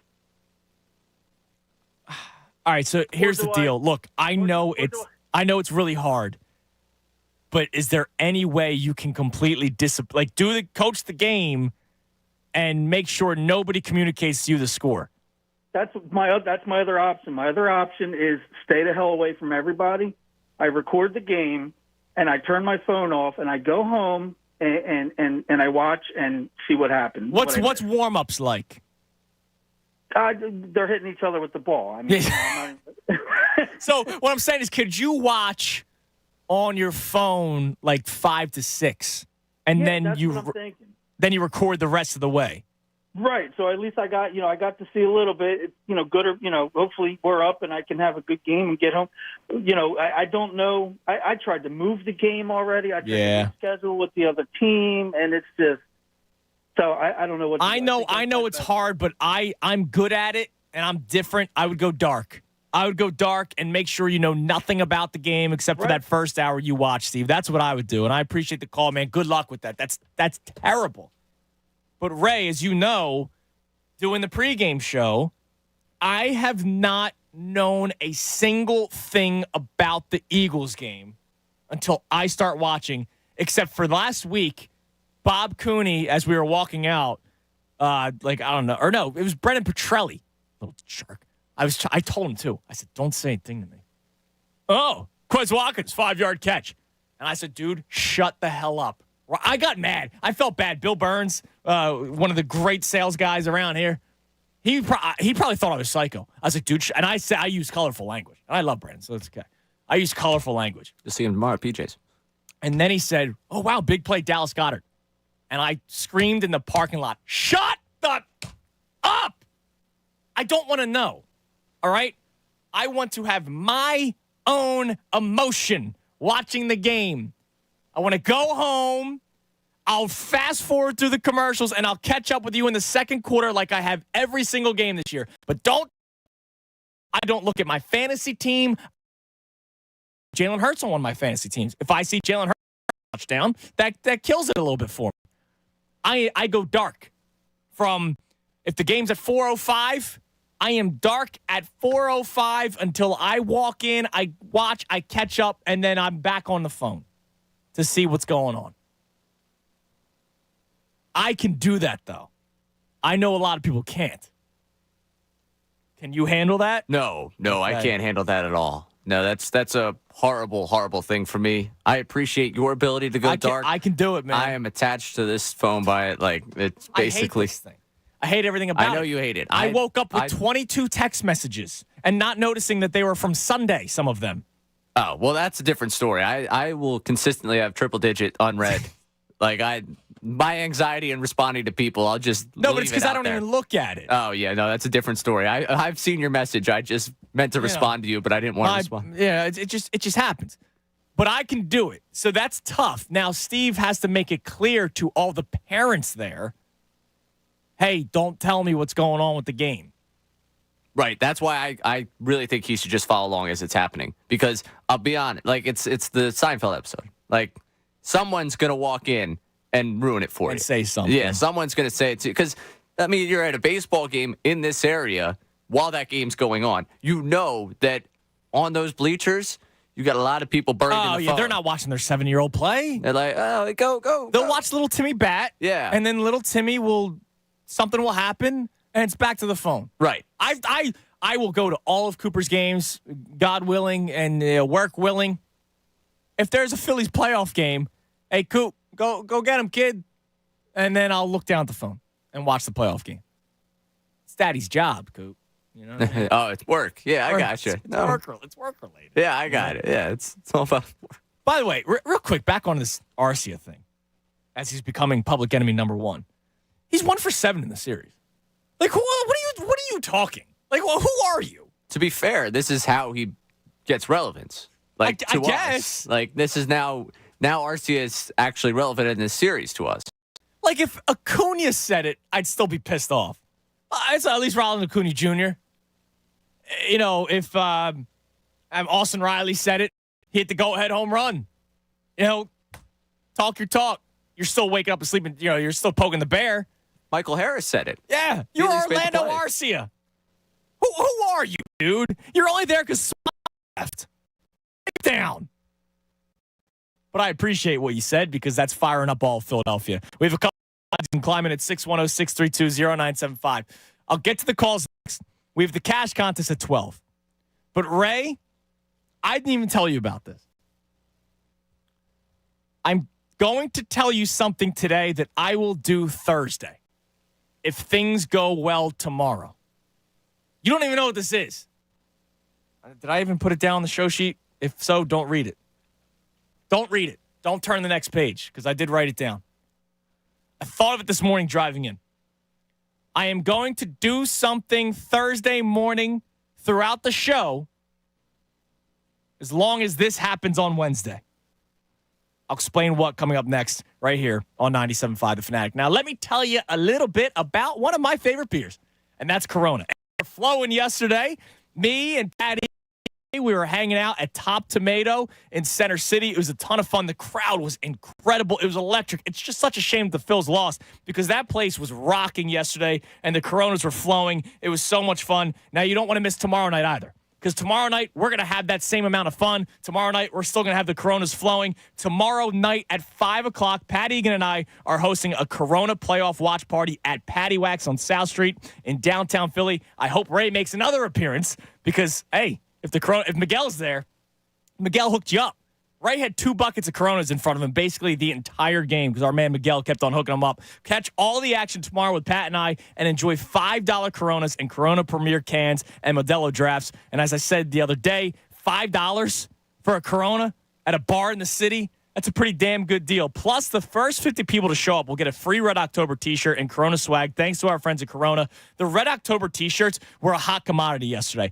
I spoke with people that came up, hey, do you have any Red October shirts left? And when I said no, the disappointment on their face because the shirts are awesome and they were being passed around throughout the bar. And if they didn't get one yesterday, I felt so bad. Like, I wish I had 500 of those T-shirts, but people were pretty disappointed. So I can't wait for it. We got the beer bet of the day that we'll do tomorrow. Yours hit yesterday with Zach Wheeler. Mine was close because I went 6 1/3. I thought he was going to go 7 full. So we'll do another beer bet during the show tomorrow. But I'm telling you right now, I'm already leaning Bryce Harper. Not just a home run. How about like 7 total bases? Can you bet that specifically, like 7 total bases for Bryce Harper? Because he's going to have a big day tomorrow. Corona is everything that you're looking for. Always smooth, always refreshing flavor. The official cerveza of Major League Baseball. Fanatic.com for all the details for tomorrow's night. Update. Atlanta evens the series at 1. I'm Ray Dunn. This update is brought to you by Wendy's. Breakfast 2 for $3.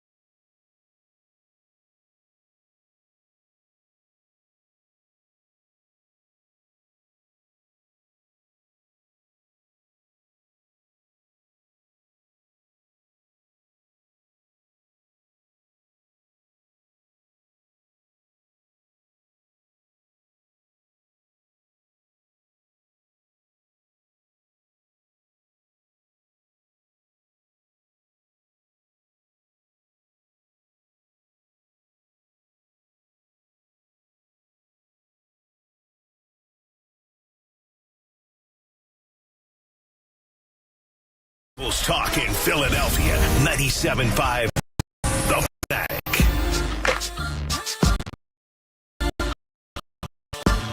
11:50. Fanatic. I'm Andrew Salchunas. Cash contest coming up in 10 minutes. $1,000 right at 12 o'clock. You heard me mention during right before the commercial break, I'll be doing a watch party with Patty tomorrow. Last night we were at Top Tomato in Center City. Tomorrow we'll be at Patty Wax on South Street, so I can't wait for that. Come on out. It was electric last night. Just a shame that they lost, but can't wait to get back out there tomorrow with all you crazy Philadelphia sports fans. It's an absolute blast when you're with your fellow Phillies fans or fellow Eagles fans, Sixers fans, Flyers fans at an event, even if it's not at the ballpark. And then Game 4 I'll be at. So I really hope the Phillies have a 2-1 series lead going to Game 4. That would be pretty damn cool. And I'll be hitting the lots. Christy and I are going out. We're going out. We got the babysitter set up 4 o'clock because Game 4 is 6:07. Sounds right to me. So we'll take the Uber in. Like we're doing it up, man. Yeah, look out. Oh boy, Friday morning's gonna be something. Yeah, no, it is gonna be something. If they win, oh boy, if they win. All right, let's get through Game 3 first. Yep. We're not doing that again. Speaking of Game 3. And I'll get to the calls in a second. We have 2 open lines at 610-632-0975. Ray, did you turn the page on the show sheet? I hope you did not. No, I didn't. So I'm woefully underprepared for this segment. I thought of this coming in this morning. I will do this. If Aaron Nola, because you know how I feel about him. I've always been not the biggest Nola fan. I know how good he can be. And he has looked great his last 3 starts. And there's been a lot of talk about the delivery. They changed his windup a little bit. And ever since then, man, has he looked good. He's going up against an incredible Braves lineup that has momentum going into Game 3. And I know we had a caller say the momentum's kind of shut down because they're off today. And I appreciate that call. And I also appreciate the fact that they're coming back to Philadelphia. I was in the building last year, NLDS Game 3, when Nola shut the Braves down. The electric Rhys Hoskins bat spike. Harper comes up next, or two bats next, hits the home run. Like, all this kind of stuff, right? I was there for it, man. And I saw Nola dazzle. I need to see it again tomorrow. If Aaron Nola pitches well and the Phillies win, I don't even need him to be the winning pitcher. It could be a 1-1 ball game through 6. And he's pulled, and then the Phillies end up winning the game. If the Phillies win, and Aaron Nola has something to do with it in terms of how he pitches, Wednesday morning, I will stop at a Target or something. I will buy red face paint, and I will paint Nola on my forehead. And I'll wear a hat like backwards so that our YouTube audience, like it's almost going to be like the Scarlet Letter. But it's going to be 4 Scarlet Letters. It's going to be Phillies red letters. Nola on my forehead. I will wash it off before the game. But throughout the show, 10 to 2, and I have I have a meeting after the show Thursday, I will keep it on during the meeting. Nola, plain as day, for the big boss to just be like, oh, God, who is this kid?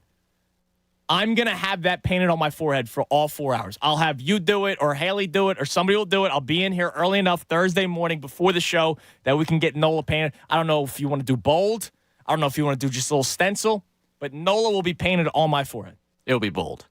It will have to be bold. Bold and beautiful? Be bold, yes. Okay. So let me make this clear again for everybody listening. If Nola pitches well tomorrow and it leads them to win. Now, look, if he gives up 7 earned and the Phillies win 8-7, no.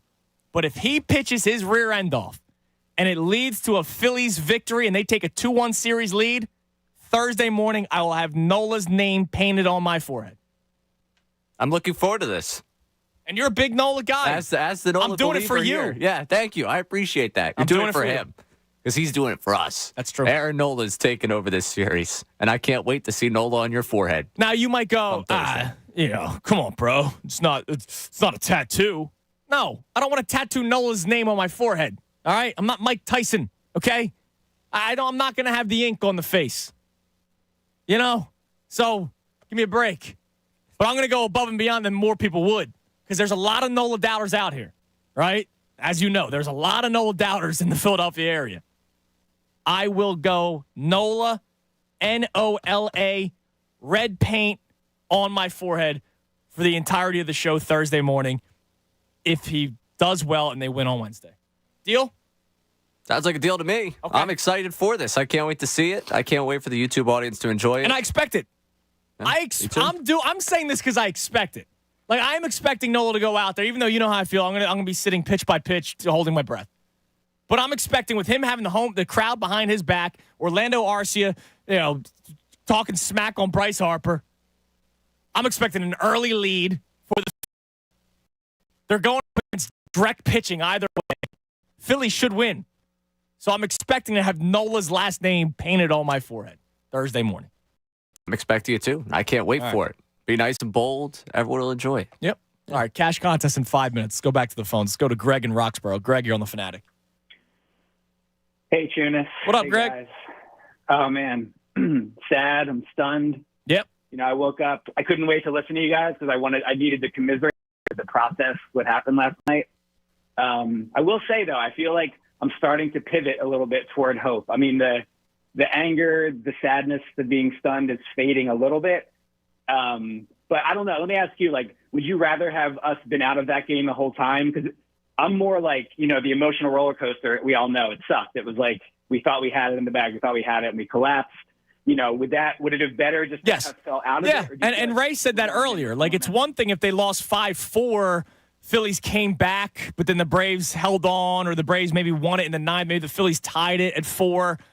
That's a different story because then you're going, all right, you can't count this team out, blah, blah, blah. Or you just go, hey, the Braves played the better game today. Because that's the thing. The Braves didn't even play the better game yesterday. I know they won, but the Phillies ultimately played better last night. That's where you change. I'm saying I'm giving you credit, taking me out of my misery, because emotionally that was hard. But like you said, a couple lucky plays. I mean, great plays in the outfield, and then, 2 homers took us out of it, but still didn't get. They had 4 hits. They had 4 hits yesterday. Yeah, they look lost. So I feel like taking that back into the, and I didn't know about the Arcia thing until listening to you guys today. So yeah, he messed up, dude. He messed up big time. Big time. So I feel like you guys are starting to get me past the depression a little bit, and I'm hoping we can carry that hope and that, take some of that energy, to tomorrow. All right, I'm glad that I'm helping you out a little bit, Greg, because I'm still down. I'm still angry, but there are things that are making me feel a little bit better. And Orlando Arcia is a big I might want to send him a thank you note, Orlando Arcia, because I'd be in a worse mood right now. Thank God that came out during the show today. I agree, and I hope to see Nola on your head on Thursday. I do too. I hope I'm looking in the mirror and saying, "What the hell did I just do?" Thanks for the call, Greg. I hope so. I hope, during one of the commercial breaks, when I use the restroom, I am washing my hands, I look up in the mirror, and I go, idiot. Forget that. I'm excited for the meeting. That's just an awesome, awesome thing for Thursday for that meeting to fall. And Hi, Joe. How have you been? And he's going to look at me. Andrew, what are you doing? Listen, man. Yeah, it's content. It's content. It's true emotion. Pride of this team. It's the back of a guy that, you don't have to love everybody, but he's ours. And so I have his back, ultimately, because I also need him to pitch well for the Phillies to get to the World Series. Great point. And win. I kind of need that to happen. All right, let's go. We got the cash contest in 90 seconds. Let's go to Bryant in Bala Cynwyd. What's up, Bryant? Hey, how you doing? What's up, brother? Good talking to you again. Sorry. I'm fine. Actually, I'm not saved by the loss. I still feel like a sense of calmness. Well, for me, I'm still calm about it. And, things happen. And of course, I won this week, but it didn't go that way. But I still believe that the Braves season end and Philadelphia. That's how they're not winning 2 games, right? So if the Phillies win Game 3, Game 4 is going to be insane. But I don't know. It could go 5, Bryant. It could. I still have Phils in 4. I feel the same way you do. But what I do know is there's no way the Braves take 2 games in Philadelphia. Yeah, and I feel the same way. And I'm not going to get worried unless the Braves go up, which I don't think that's going to happen. And, just like I believe Scott Walker's song, everything's gonna be a-okay. Oh, damn right. That makes me happy. I like that. We'll be hearing that ringing through Citizens Bank Park tomorrow. Yeah, I can't wait for it. All right, brother. I appreciate the call, Brian. See, all of a sudden, we're getting a wave of positive. Did it really just take getting to noon? Are we hitting that turn? Like, did Orlando Arcia really just not just poke Bryce Harper, but poke Philadelphia? Because you heard me. I was doom and gloom. Not doom and gloom. I still thought Phil's in 4, but like I was emotional. Bad spot. But Arcia now, you don't pick on one of our own. We talk about our own. You don't talk about our own. Yeah, I mean, because I came in here especially ripping Bryce Harper. Arcia. You're Orlando Arcia, bro. You're 1 for 7 in this series. I can't wait for him to go over again. You stink. I might like. I got to look up this Jake Mintz. Is he just like a national writer? Is he cup? Yes. All right. He's on the Cespedes bar BBQ thing. Thank you. So he's not like a Braves guy.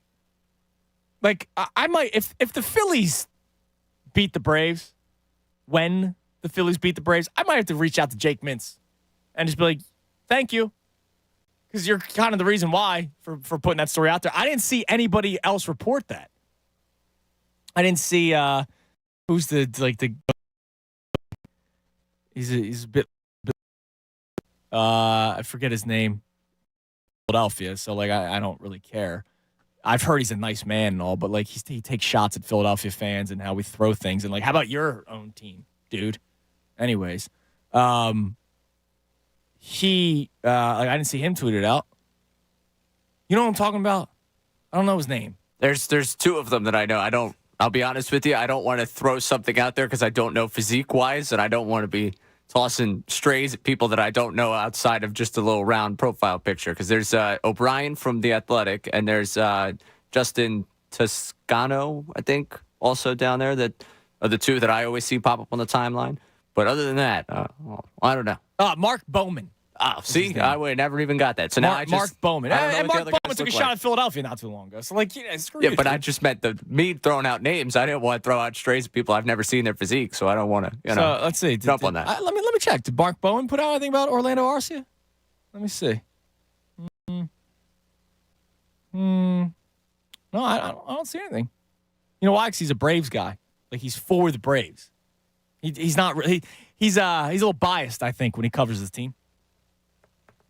Just saying. We're going through all the phases. Oh, yeah, no. Braves media is in trouble, too. Look out. Frenchie. Jeff Francoeur. No, why Frenchie? What you doing with Frenchie? Can I be honest? I didn't have a problem with the broadcast yet. Okay, yeah. That biggest loser thing from last night. Yeah, they got hyped for a hype play. There's way too many people that are out there like, oh, my God, Brian Anderson, because he works for the Braves. Like, Brian Anderson's great.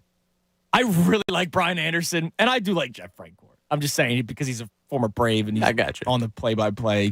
But they're fine. It was an incredible play by Michael Harris. You want to step aside, put the Philadelphia fan hat aside? It was a great play by Michael Harris. A hell of a play.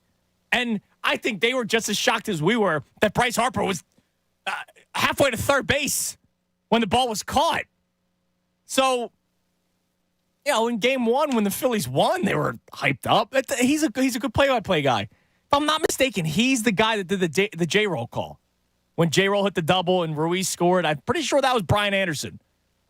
I'll double check, but he was screaming in excitement because he's just he's there for the moment. So the people that are complaining about the broadcast yesterday, and it's the same thing last year. Everybody was upset that John Smoltz was doing the Phils Braves. I did not care of him leaning Braves last year during the NLDS. I didn't. I don't know about you. I don't know if you heard anything. Like, I was upset when Troy Aikman's doing Eagles Cowboys.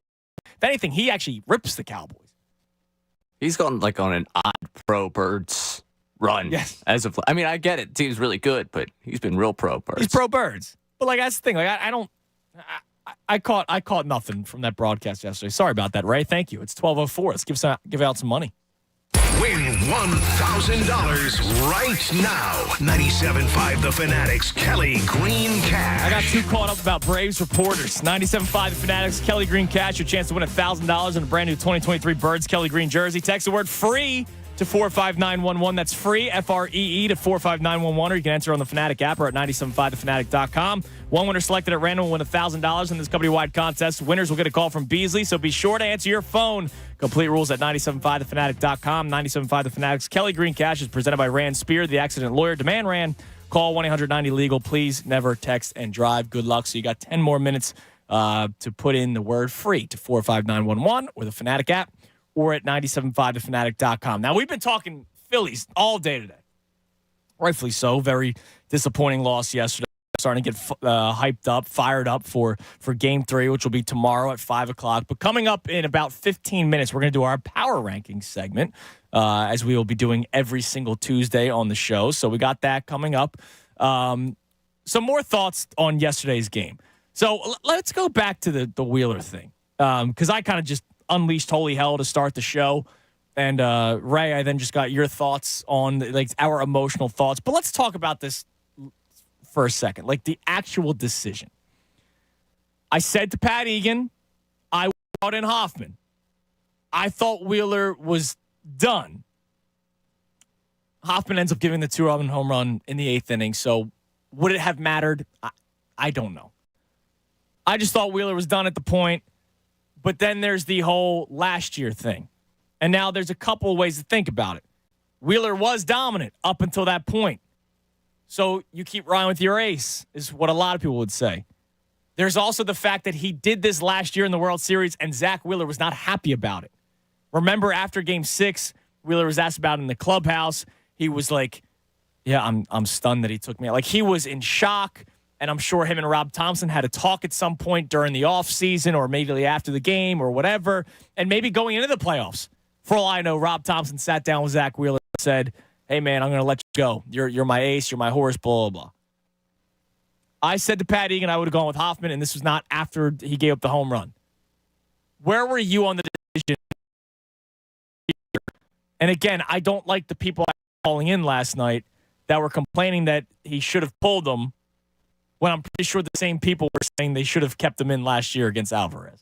Yeah, I turned to Pat, and I guess we were the angel and the devil on the shoulder there because he was standing right between the two of us. And you said take him out. I turned to Pat. I said I want on the record. I would have left him in. Now, after he serves one up to Olsen, that probably would have been the one that shook me to start making moves to get out there. Obviously, I think you mentioned earlier he's had really against Ozuna. Yeah, he comes right out and strikes him out. Right. So I can see the logic of keeping him for him, and then at that point, you're like, all right, he's working his way through the bomb. It's Zach Wheeler. Let's give him that trust. But I think the Olsen hit was probably where I start to, hey, I think it's time to move on here because he just didn't. The velocity had dropped, and he left that one. The plan of attack has been elevated fastballs. That one was not elevated the way. That was right there. And I think that would have been a pretty good indication. And I know we talked about last week when it was after Game 1 with the Marlins. And I remember we had the conversation of, when did you start to think about, hey, this is time to get Wheeler out of here? Because it's a similar kind of game flow for him where it's up, velocity dropped a little bit. Oh, that fastball is kind of left over the plate. It's probably time to start calling. And it comes around that time. So that's usually when I'm starting to look. Think about it. He was pumping 98 to start the game. Yeah. That was a 94-mile-an-hour fastball. That's a 4-mile difference. That's pretty big for a major league hitter. And I'm sure everyone's seen the stats that have been out there about the Braves where the fastball higher than 96, fastball lower than 96. There is a clear statistical reason for the Phillies to go the way they did the attack in Game 1 and also to move off of him when the fastball drops because they just feast on guys with lower velocity. So I would have left him for the inning. The Olsen one, it's tough for me to call the horse. So you would have had somebody ready after that happened. Yeah, because that's the one thing I'm looking for. Hoffman was warming up, then they sat back down. Right. And then Wheeler goes back out there for the inning, and then Hoffman's not even the first guy out of the pen. Alvarado is. Yeah. Now, on the other thing, we had VT Ron calling earlier, and he said he would have left Alvarado in. I was okay with taking Alvarado out. Here's why. You got Acuna Jr. coming up, who tanks left-handed pitching. Ozzy Albies, I'll have to look at his splits, but I would imagine there's a reason why they wanted to move him to the left side as opposed to the right side. And then it's Austin Riley, who, same thing. Yeah, I mean, this team, you look at the righties and lefties, what their numbers against right-handed pitching and left-handed pitching. Look, they've been dominant all year against both, but lefties, like their OPS is like 40 points higher. So clearly they rake against left-handed pitching. And you're at the heart, you're at the top. Yeah, Albies and Riley. So I'm okay with him then going to Hoffman. But clearly it bit him in the rear end, which stinks. And that's the thing with Thompson. I told you yesterday. Bat, I'm the sheep. Whatever he decides to go with, I will support, right? At this point. I mean, I saw a lot of ripping of Thompson last night. What would you have done differently? It's easy to say pull Wheeler after the fact. Whereas if he pulled Wheeler and let's say they bring in Hoffman and Olsen goes yard, then we would have been freaking out. How could you pull him? How could you pull him? It's like, pick one. I'm about to say the Ben Simmons thing. Stay on that side. Like, pick one and stay on that side. Because I'm sure you would have not been happy with the decision if they pulled Wheeler, too. Right. And that's it. Where we would have, and I think I even said to you while we were there, like, tomorrow we're going to get I can't believe you didn't take him out, when that's been people's problem with Wheeler and Thompson in the past. Right. And we talked about expectation, and yesterday when we were talking about the difference of expectation for a starter, a lot of those guys expect to ride Wheeler until, doesn't work. And last night, I mean, they had a cushion. As much as stressful as it gets when you only get to one run, they had a cushion. They had a guy who was pitching at an extraordinary level. I'm not sitting here today with there's more guys that made mistakes than the way the pitching staff was handled against one of the best offenses we've ever seen that lead me to be upset about this game. Yeah, I mean, so it just sucks. The Braves came up big with their big bats. Or it was the middle of the order that came through. Yep. I mean, D'Arnaud obviously not in the middle of the order, but the big home run, the big moment was leadoff hitter got on base, 3-0 hitter at the game, an eventual game-winning home run. And on top of that, like, I get it. We could be frustrated about the fact that they lose 5-4 and there's a pair of home runs. When you leave 11 guys on. Yeah, offense killed themselves too. Right. They shot themselves in the foot. They had every opportunity to score some more runs, and there's guys on base, runners in scoring position. That was like the big storyline the first half of the season this year. That's got to be fixed. That's got to be worked on. We'll talk more about it. I want to hear your thoughts on yesterday's game, 610-632-0975. I'm in a better mood right now, and it's all because of Orlando Arcia, so I thank Arcia for cackling in the clubhouse and saying attaboy Harper to members of the media. But if I put that aside, I'd still be miserable right now. So I want you to vent, get out your frustration. If you have turned the page, we've had a couple of recent callers turn the page. They're starting to feel better about the Phillies because they know Game 3 is at Citizens Bank Park tomorrow. So if you're feeling that way, would love to hear from you. Also, coming up next, we'll pay attention to some football because we're going to do our rankings. We do it every single Tuesday. We will run through the power rankings, have some notes on the teams, and I will talk a bit about the San Francisco 49ers because we really didn't get into them yesterday. The 49ers obviously obliterated the Dallas Cowboys, and we didn't really touch on it because we were getting hyped up for Game 2. But something to definitely keep an eye on when it comes to the San Francisco 49ers. So we'll go through that next right here, 97.5 The Fanatic. Fanatic Sports Update. Phillies falter late. I'm Ray Dunn. This update is brought to you by NJ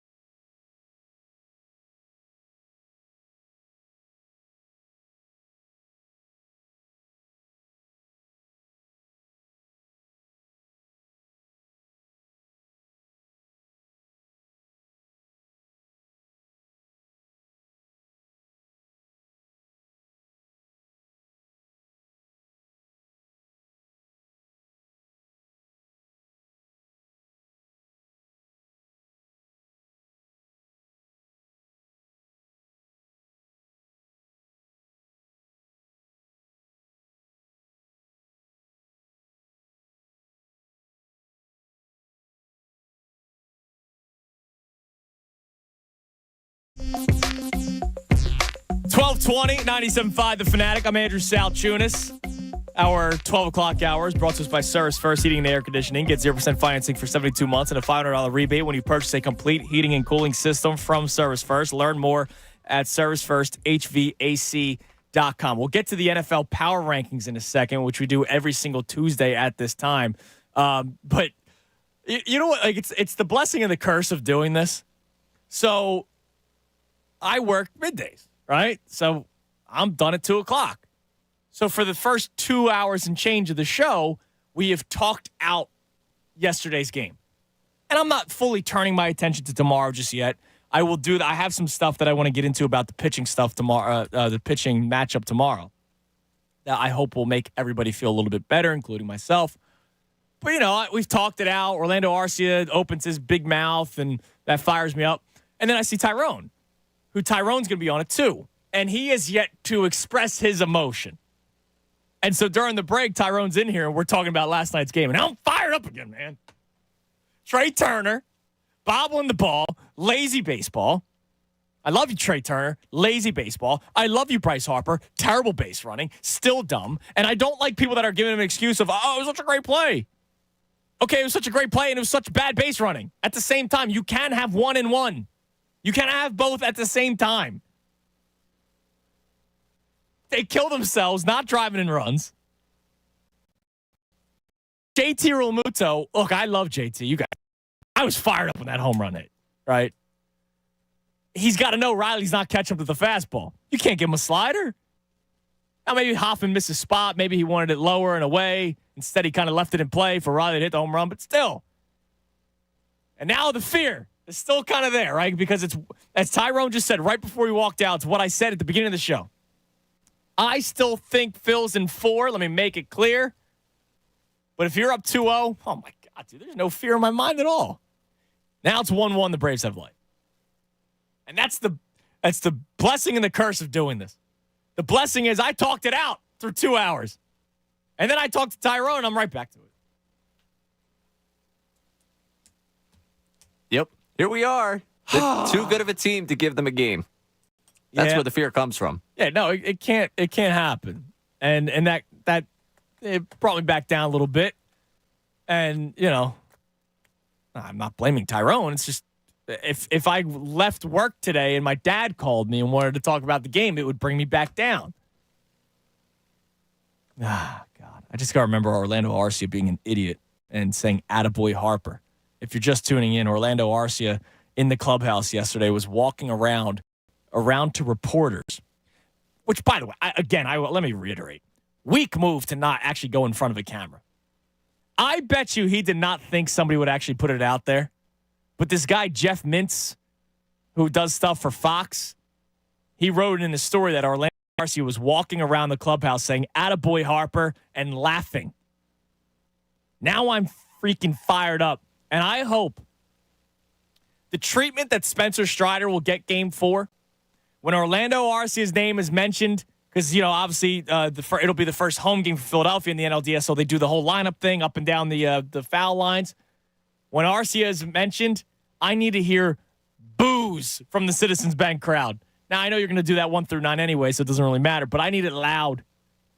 And my man Dennis Kennedy, DK, does a great job, cameraman. Check out his work. He does a lot of great stuff with the Phillies, too. He sent me a photo from game 1. That look at Harper. Remember that picture of Harper peering through the dugout? He was like, this is how I'm expecting Harper to look at Arcia. And I was like, damn right, man. I want him to eat his face off.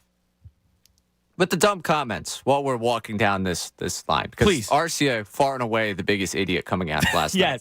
Yes. Being caught on camera as Spencer Strider, yelling that to an umpire. You're Spencer Strider. You're an incredible pitcher. I don't know, man. I wouldn't be the one to jump out there and say I'm pitching game 4. Right. My season depends on at least series. I'm just saying, I don't know if I would have had the you-know-whats to jump up on the top step and yell it. Obviously, you don't think you're going to get caught on camera. You don't think anyone's going to be able to point that back at you. Kind of the risk you take on that one. Yeah, it's a great point, Ray, because, you know, you want umpires to be your friend. Now, they're going to call the game as neutral as possible, but, you know, you want the umpire to be on your side. It's like when I play my Sunday league, I dap up the umps every single time. Just, you give me a little edge. I always make conversation with Give them. me a little edge. We're pals here, right? Him screaming bleep you. And meanwhile, it was a strike. First off, Kevin Pillar, arguing. Yo, dude, it's right down the heart of the plate. What are you complaining about? That fastball was middle. And you're bitching about the call. And then I got to see Spencer Strider, Mr. Fishtown, yelling. Which, by the way, I say it jokingly, the Fishtown thing. I have a buddy of mine who lives in Fishtown that literally looks like Spencer Strider in terms of the facial hair, wears tight pants.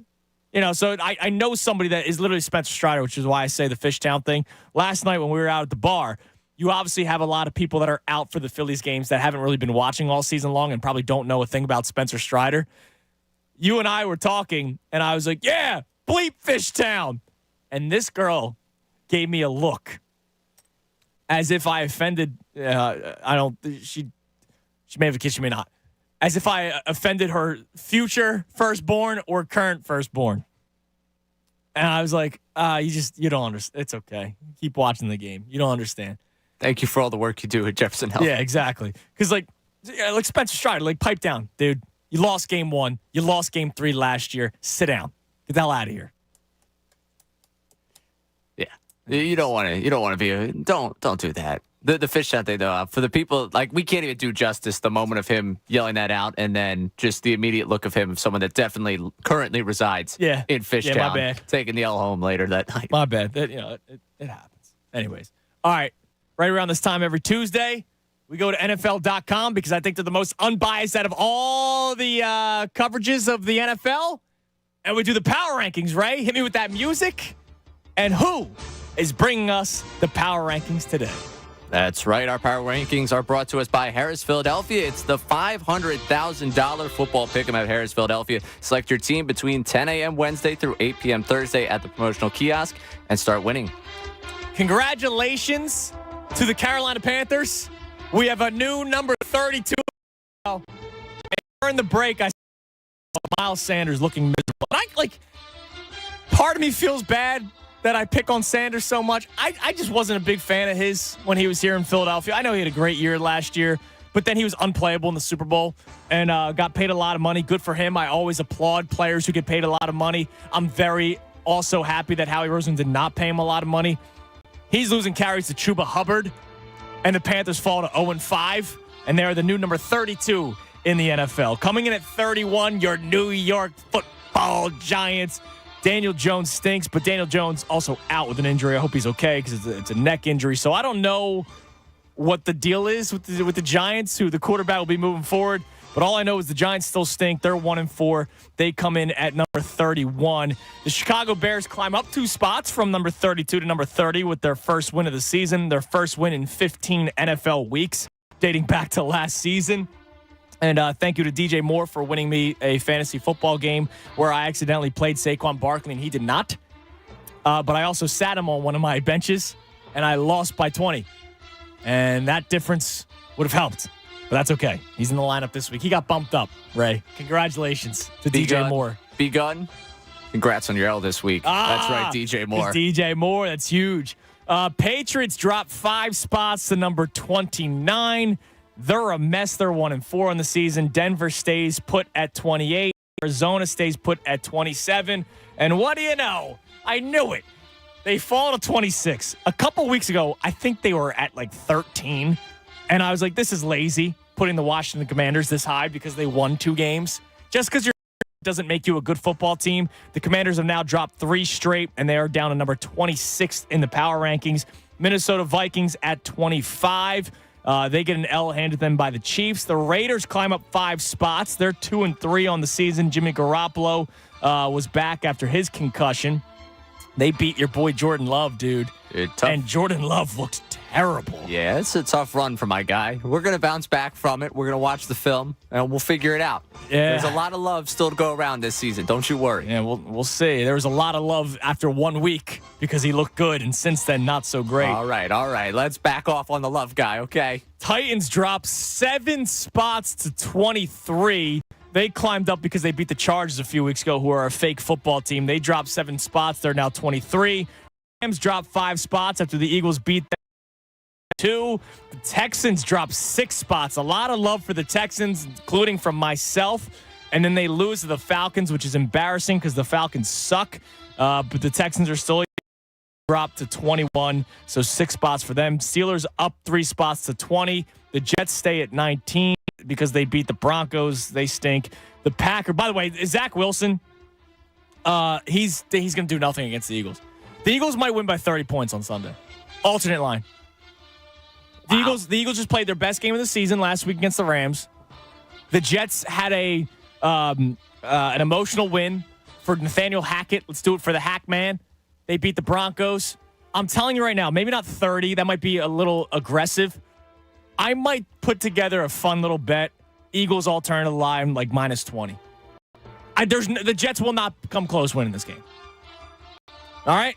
I'll be chesty about it. That's fine. You can be chesty about it. There's one thing that I have talked about a million times in these airwaves that'll stop me from putting any large lines for the Birds going forward. What's that? Red zone offense. Yeah, no. To win by 20, you got to score touchdowns in the red zone. That's a good point. Packers dropped 4 spots to 18 because of your boy Jordan Love. The Colts. Come on. Rise. 9 spots. The Colts now 17th in the power rankings. Jonathan Taylor back. The only problem is Anthony Richardson banged up again. So Gardner Minshew. It's Minshew Mania in Indianapolis. Let's see how long that carries them. They are a plus 500 team though, Ray. You can't hate it.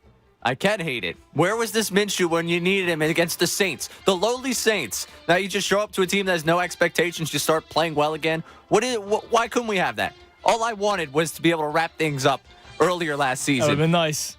Here, just give it 2 weeks. He'll be back. I know. Don't worry. Atlanta Falcons, they climb up 5 spots after their win. They're at 16. They're not the 16th best team in the NFL. The Bengals climb up 5 spots. Look out. They're now 2-3. I know it was against the Arizona Cardinals, but Jamar Chase, what did I say? Bet 2 touchdowns for Jamar Chase, or at least an anytime touchdown for Jamar Chase. And that hit. He had 3 touchdowns last week. Mike Vito was actually out at a bar with a guy who hit the 3 touchdown bet. No way. And then he bought beers for a lot of people, which is pretty cool of that guy. But the Bengals now 15th. Saints climb up 4 spots. They're at 14. They're 3-2 on the season. Don't worry about them, even though I do think they're the team that comes out of the NFC South. Chargers at 3-2. They're 13th. 2-2. They're 13th. They had the bye. The Browns drop a spot. They're 2-2. They're at 12. Bucks are at 11. Now we're at the top 10.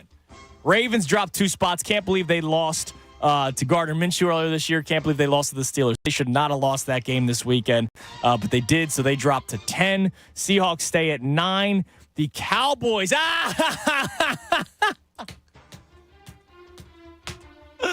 Oh, you know what? They dropped 3 spots. You know what? 3 picks. Dak Prescott had 3. Terrible. Just absolutely. Tony Pollard's a mess.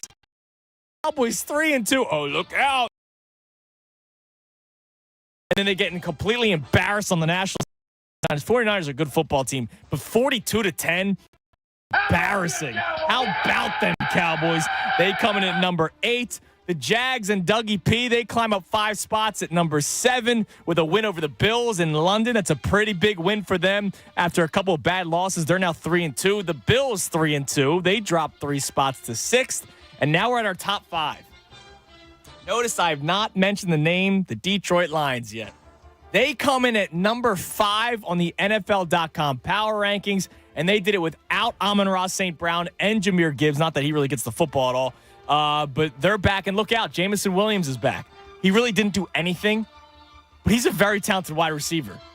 And now all of a sudden, Jared Goff has Amon-Ra and Gibbs and Montgomery in the backfield, and Amon-Ra and Jameson Williams and Sam Laporta. Lions offense is a little scary. They scored 42 against Panthers. Do stink. Dolphins climb 2 more spots up. They're at number 4. The Chiefs dropped a spot to number 3.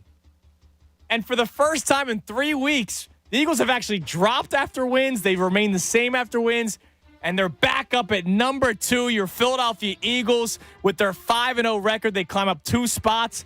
The write-up from NFL.com, the Eagles are a delightfully imperfect team at a perfect 5-0. I love that first line in the little write-up.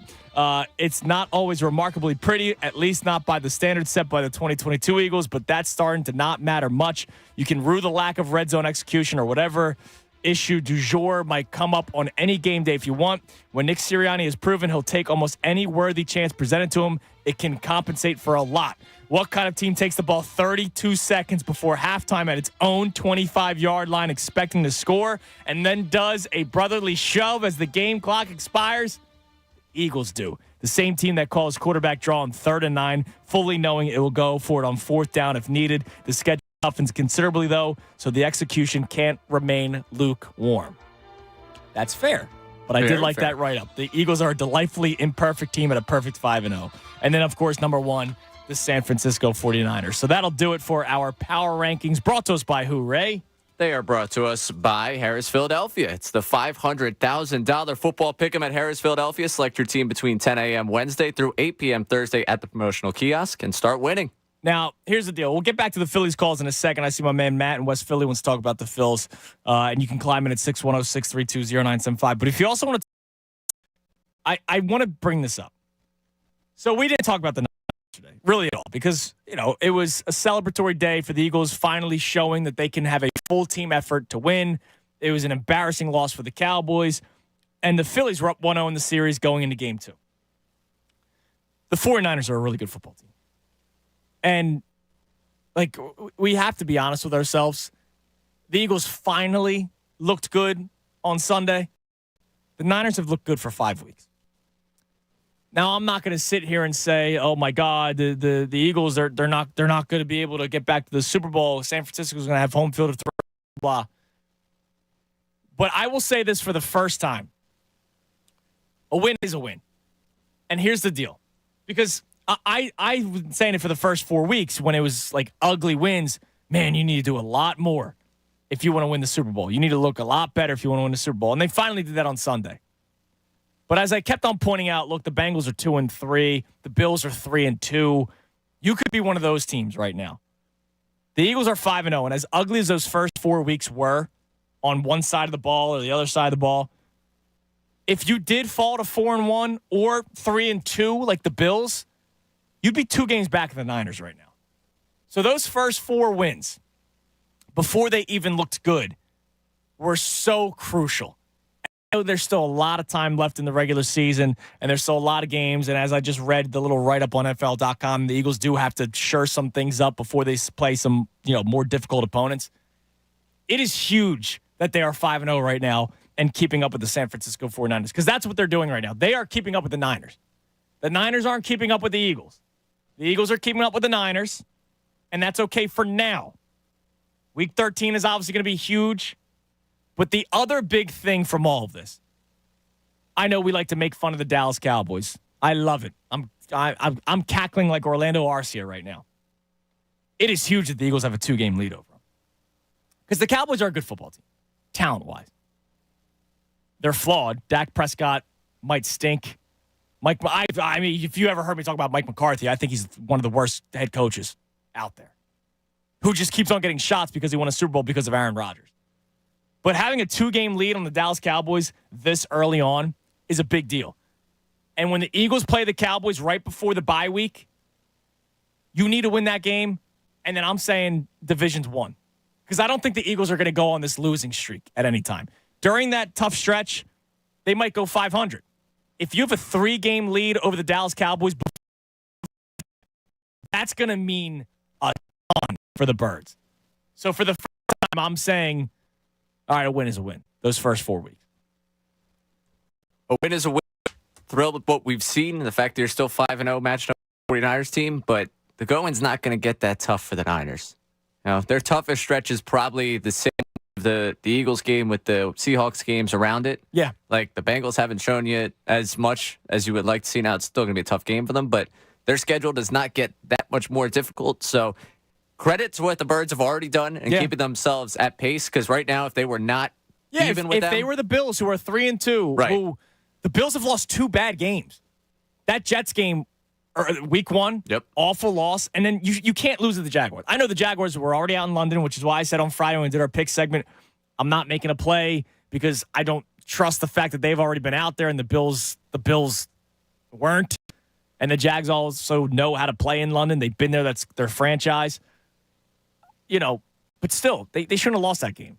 And now they're 3-2. The Eagles are 5-0. That is huge in terms of the long-term outlook for the Birds throughout the regular season. 610-632-0975 if you want to talk about the Birds as well. But Philly's reaction to last night, let it off your chest. It's been an emotional show for me today. I've been fired up. I'm also angry at Orlando Arcia, but I'm angry at Bryce Harper. I'm angry at Trey Turner, and that's okay. It's okay to sometimes be angry with those who we love. It's all right. I'm not going to hate them forever. I don't even hate them now. There's just some things got to get better. Coming up next, I'm going to look at the early line tomorrow's game. And I'm going to hopefully put more confidence. And I think we're actually a pretty confident group right now. Like the page is turned right around 12 o'clock. But I'm going to give you some stuff that I hope will make you feel even more comfortable and confident going to tomorrow night's game. I'll tell you what next right here, 97.5 The Fanatic.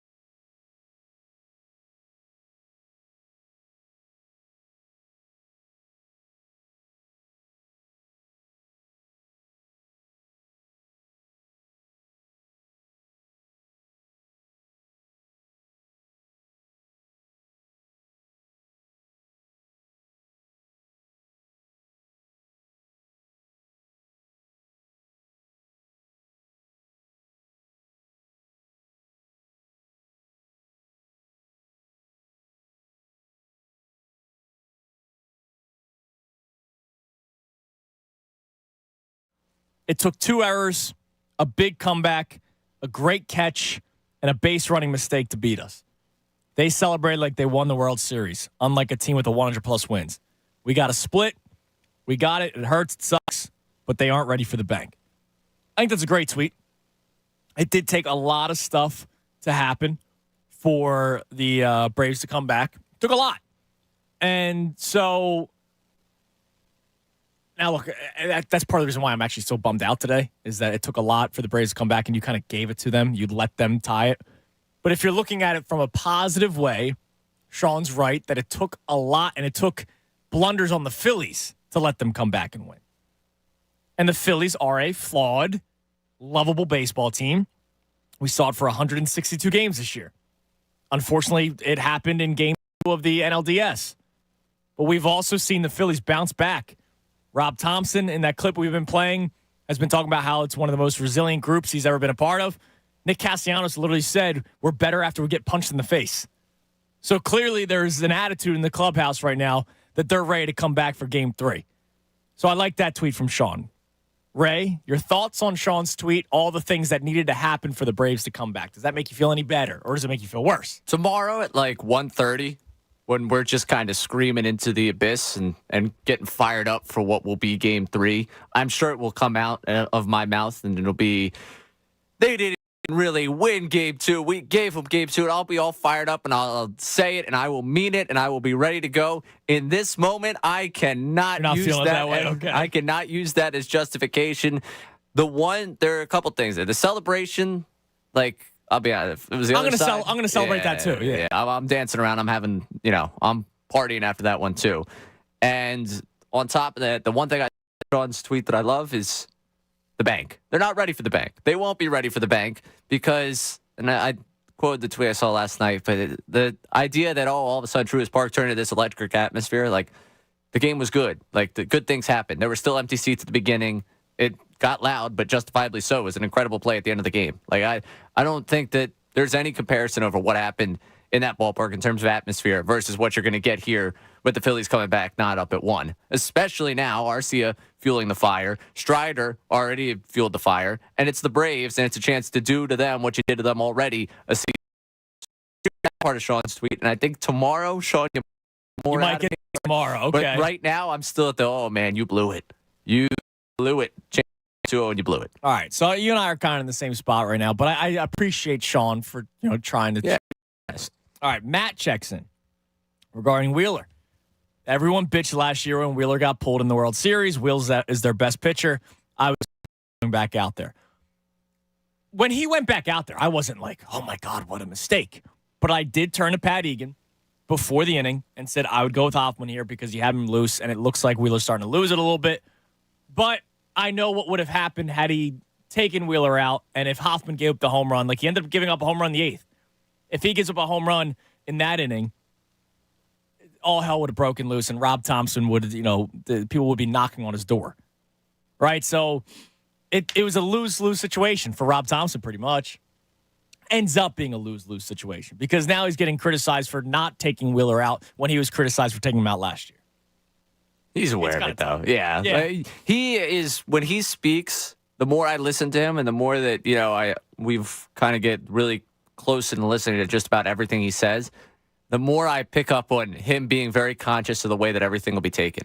When you listen to him next time he does a press conference and listen to the way, as soon as he says something that he realized could be used as 5-second snippet, he's going to say, well, like he said, Trey Turner, for example, he was talking before the series. Trey Turner, he's been really big for us. Well, outside of those, first 4 months of the season, the player we've gotten recently, he's very aware of the way everything's taken. It's a lifetime in baseball that I'm sure he's seen enough people get burned on what they've said. Yeah. He's so hyper aware of the way that he says, or what he says and what he does will be used, that it's really interesting to listen to him speak. And really is. It's just very funny to me because I know as soon as that happened, I think there was part of Thompson's head of yep, well, I know what I'm going to be answering questions about after this game. Yeah, and now he's probably like, all those people that ripped me for taking him out last year. Anyways, 2 more. Don't hassle the Hoff has checked in. Right? Oh, okay. Great teams respond to adversity. Bottom of the 8th inning was their first adversity in the playoffs so far. they came right back and were inches from tying the game. Phil's in 4. It's true. Until Bryce Harper made that base running blunder. To which the final tweet I'm going to read from the devoted Dance Dad. Why are you mad at Bryce Harper? Was the tweet. It's pretty simple. Like, that was an egregious base running mistake. I love Bryce Harper. I will be rocking the Harper jersey, the baby blue, powder blue, Thursday when I'm at Citizen. Right there, Bryce Harper. Celebrated the day he signed here. 100 days of spring training, or 100 days of the offseason. John Heyman put out the tweet. 100 Days of Harper, right? The show on NBC Sports Philadelphia that aired during all the rain delays, or whatever it was. Getting Harper, whatever. Signing Harper. Thank you. Bryce Harper is an aggressive base runner, which we see. But it's okay to rip him when he's not smart. What he did was not smart. The times he hits a base hit to center field and tries to stretch it into a double, and I'm not saying in the gap, I'm saying center field. The center fielder has to run like 3 steps to his left or to his right, and Harper tries to turn it into a double and gets thrown out at second base. Not smart base running. Yesterday's case, rounding second base, leaning toward third, by the way. Ball being caught and getting doubled up at first base was not smart. And I don't care if he thought, man, I got to do whatever I can to score here. No, dude, you also got to be smart. You can't be dumb when it comes to trying to do whatever you can to win the game. If I'm Bryson Stott, I'm going, yo, bro. I've had a pretty good playoff, man. Now, I know Bryson's not going to do that. But if I'm Bryce Harper, I'm going up to Stott in the clubhouse after the game going, my bad, man. Because Bryson Stott could have had a moment. Righty on lefty. Guys, 7 RBIs through 3 games and 8 innings. Why couldn't he hit a home run? Why couldn't he roped one into the gap? Iglesias is pitching with inherited runners for the first time all season. Maybe he doesn't handle the situation well. He almost didn't. He almost allowed a 2-run home run, and Nick Castellanos was just shy of the wall. So that's why I'm mad at Bryce Harper. It's not like, oh, my God, bench him or trade him or can't believe they signed the contract. I would wave a magic wand. Like, no, I'm not doing anything like that. Like other knuckleheads. No. But it's just, let's call it like it is. It was bad base running. And he deserves to be criticized for it. And then tomorrow morning when I wake up and it's game day of day 3 of game 3, Bryce Harper is a god again. And let's go. And I can't wait for him to hit a home run tomorrow. I already said it. I said it earlier in the show. 7 total bases for Bryce Harper tomorrow. 7 total bases. And when he hits a home run, I want him to pass Orlando Arcia and say attaboy Harper to himself. Because if you didn't see it earlier, if you haven't heard me talk about it earlier, Orlando Arcia in the clubhouse yesterday, around reporters kept on cackling and saying attaboy Harper. You just lit a little fire. 612-0975. Now for tomorrow's for the phones, I promise. The Phillies are slight favorites right now, -116 on the money line. And the Braves -102. So here's the deal. Right now, it's TBD for both. We know Aaron Nola's pitching game 3. We don't know the deal yet for the Braves. There's 4 ways they can go about this. And here's how I'm going to try to make you feel better about yourself. So they got this young kid pitching. I forget his name half the time, but they got this young kid pitching, Smith Shawver, who's like 20 years old. We saw what happened to Spencer Strider last year, a young kid coming to Citizens Bank Park in the playoffs. Okay?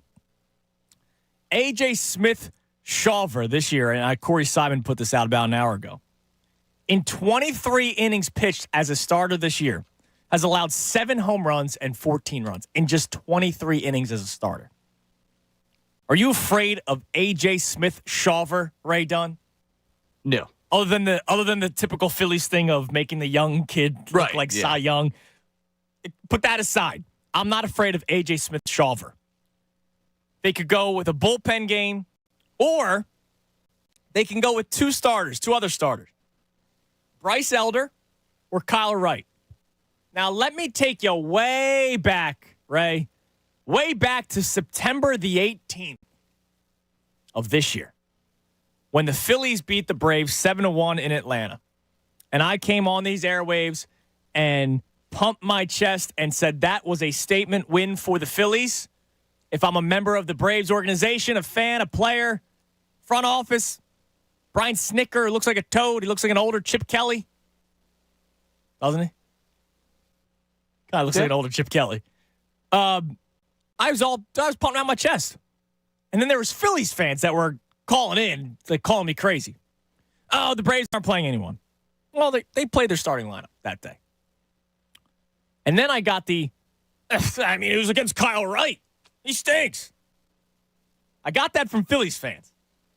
Well, Kyle Wright could be your Game 3 starter for the Atlanta Braves. What are you shaking your head at? Pretty sure he's done, right? Oh, is he? Surgery. I thought I saw that come through the system. Oh, okay. The other day, yeah, I think he's done. Well, then if it's not Kyle Wright, it could be Bryce Elder. Who days later, Ray Dunn? What happened? He pitched against the Phillies, 3 2/3 innings, 4 earned runs, 3 hits, 5 walks. So even if it isn't Kyle Wright, it could be Bryce Elder. And Bryce Elder is another guy who the Phillies beat up, and I got it was against Bryce Elder. Well, he could be the Game 3 starter for the Atlanta Braves. Or they go with the bullpen game. The bullpen that has been trash all season long. Go ahead, go with the bullpen game, Atlanta. I beg thee. The Phillies aren't losing a bullpen game. You can't go with I mean they can, but if they go with the bullpen game, and then Spencer Strider has to go a long way in Game 4. And he totally can do that because you want to attack early with Strider, and there's the opportunity where he could have a low number of pitches and pitch you through 7 or 8, and I'm not taking that away from him. But I don't know if going a bullpen game the day before, and maybe that's me managing a little bit scared, but I think you got to turn it over to one of these guys and just hope and just quick hook. But I'm not going opener and then start round on the bullpen, like maybe a little piggyback action, Elder, Smith, Shawver, and see what you're getting out of guys. But my goodness, but think about where they're at right now. They're talking about Elder or Smith, Shawver, one of the two, or like you said, the piggyback. Go for it, Atlanta. I got Aaron Nola on the mound, who has pitched 3 straight great games, and these bats just beat Elder, just beat him less than a month ago. Look out. And you're right. Kyle Wright's out. That's my bad. He's getting shoulder surgery. Might Shame miss on me. all of next year, too. Yeah, shame not on great. me. Oh, yeah. Shame on me. Well, not great. But Elder, Smith, Shawver, bullpen game, bad, stink, stank. Stink, stank, stunk, if I want to go with the Grinch. Phils are taking Game 3. They have the pitching advantage. As long as Aaron Nola steps up, and that's why I will paint Nola on my forehead Thursday morning after the win. I'm really glad we're not on remote that day. Not yet. Not yet. Yeah. Somebody's going to be like, you know what? Sherwin-Williams is going to be like, let's have a remote. I like the sound of this. Let's get him out there in public. We'll put the paint on his forehead ourselves. Couple open lines. You can grab them at 610-632-0975. Let's go to Matt in West Philly. Matt, you're on the Fanatic. Hey, what's going on, Andrew? First time caller. Yeah, what's up, Matt? Thanks for calling, man. It's a pleasure. No problem. Yeah, man, I hear a lot of people talking about, the Game 2 start in 2011, where Cliff Lee coughed up the 4-0 Yep, lead. I saw a tweet like that from our old buddy Rob Motti last night, and I was like, I can't read this right now. And, I remember that game like it was yesterday. I feel like a lot of people are forgetting how recently Game 2 NLCS, where Aaron Nola was staked a 4-0 lead. They gave it up, lost the game 8-4. What do we go on to do the next game? Win. They won, and we won the series. Yep. So I do feel like everybody is panicking, overreacting. I think they're going to be just fine. Yeah, I mean, look, I still think Philly's winning 4. I really do. It's just the fact that, you're coming back home. You could have been up 2-0 against the scary Atlanta Braves team. And I get it. It just happened last year against the Padres. You're not wrong in saying that. But it is still just kind of deflating, especially because it wasn't a 4-0 lead that they blew in like the third inning. I mean, Zach Wheeler's thrown a no-hitter yesterday. Right? Like he's got a no-no going. And you feel great about your bullpen because they've been spectacular down the stretch in the first 2 games of the playoffs against the Marlins. And obviously what we saw game 1 where they go 5 1/3 of shutout ball. And then it just kind of implodes on them yesterday. So it's deflating. Yeah, it is. But one thing that I would hang my head on is, like I said, they're kind of scrambling to find out who's going to be the starter for them tomorrow. Right, and we know who we got. It's Aaron Nola, man. Exactly. And momentum, you know the saying, your momentum only goes as far as the next day's starting pitcher. So I hang my head on that, and I feel like they got a good shot. We got home field now. I still like our chances. Phil's in 4, Matt. Yes, sir. Damn right. There is Matt in West Philly. Thanks for the call, man. I appreciate it. It's a good way to look at it. Everyone's talking about 2011. Happened last year. All right. This Braves team's really good. Really, really good. But you have the major pitching advantage tomorrow. And I will talk about that all day tomorrow. I'll be broadcasting live from PJ Willahan's Maple Shade tomorrow. And for 4 hours, we'll be doing pitching matchups, and we'll get hyped up for the game, and we'll talk more about Orlando Arcia being an idiot and waking up Bryce Harper. Not that he needs to be woken up. We'll be talking about that all day tomorrow. And then when the Phillies take a 2-1 series lead, which I expect them to. I expect them to take a 2-1 series lead tomorrow. Then we get ready for War Game 4. And, man, if they pull that out for a second straight year, there will be celebration in the streets of Philadelphia. Screw the Atlanta Braves. Let's go to Jimmy in Southwest. Jimmy, you're on the Fanatic. Chunis. What's up, my brother? What's up, Jim? So, Phillies, right? Phillies fans. Speaking Phillies fans, lifelong. Rob Thompson pulled a rabbit out of his hat and gave us true Phillies know that sooner or later in the bullpen's probably right. Maybe. I mean, Alvarado was nasty yesterday. Again. I mean, coming in and hitting the first batter you face. Yeah. You can't do that. It's a cardinal sin. But I'm going to resolve all this for you. I'm going to do you a favor. Okay. Forget all that, right? I'm going to paint a picture for you. Tomorrow night, Citizens Bank Park, Nola, 1, 2, 3. Top of the first. Oh, and it's gonna be bottom of the first. That place is gonna be jumping. Schwarber up. Schwarbound. Now we're back. Right? I mean, this is our team, man. This is what we do. This is what we do. This is why we love this team. Bryce, listen, bad mistake, but that's why I love him. He's a winner. He's going to do what he has to do to try to win the game, and he's going to live with his decision. And then tomorrow, they're going to pick him up. Turner, big game tomorrow night. Oh, yeah. Big game tomorrow night. Nola, quiet, step in, do his work, right? The bullpen, we're going to need them again tomorrow.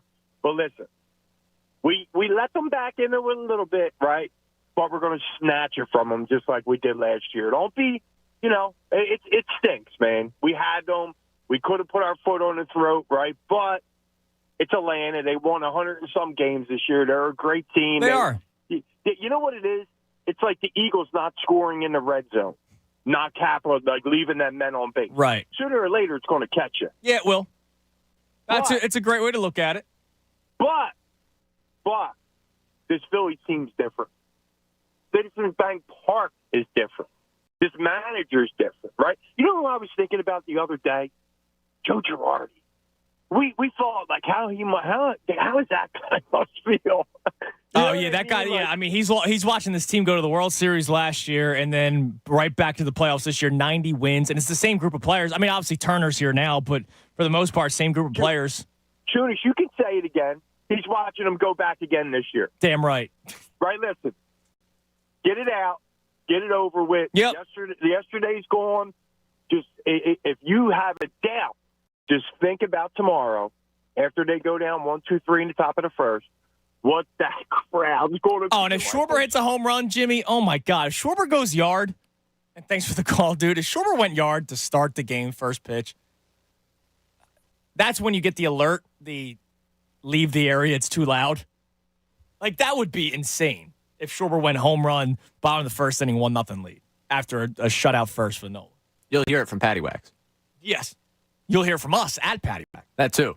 And we'll be doing a watch party tomorrow at Patty Wax. Good job, Ray. All right, so two things. One, still listening. Jackson from Phoenixville just dropped off. I went to him.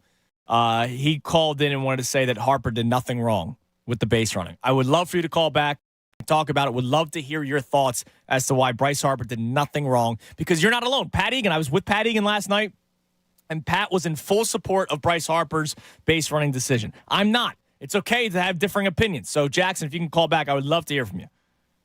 This guy on Twitter, like his Mitchkov season, I'm sure you've gotten his tweets. So, Mitchkov season is a Flyers fan, obviously. His banner is the Eagles light show, so he's going to Eagles games. And he's like, you should see the stuff that he was tweeting last night about the Phillies. Throwing gifs of the L at us, laughing emojis. He has a gift from Family Guy of somebody being buried, play the funeral music.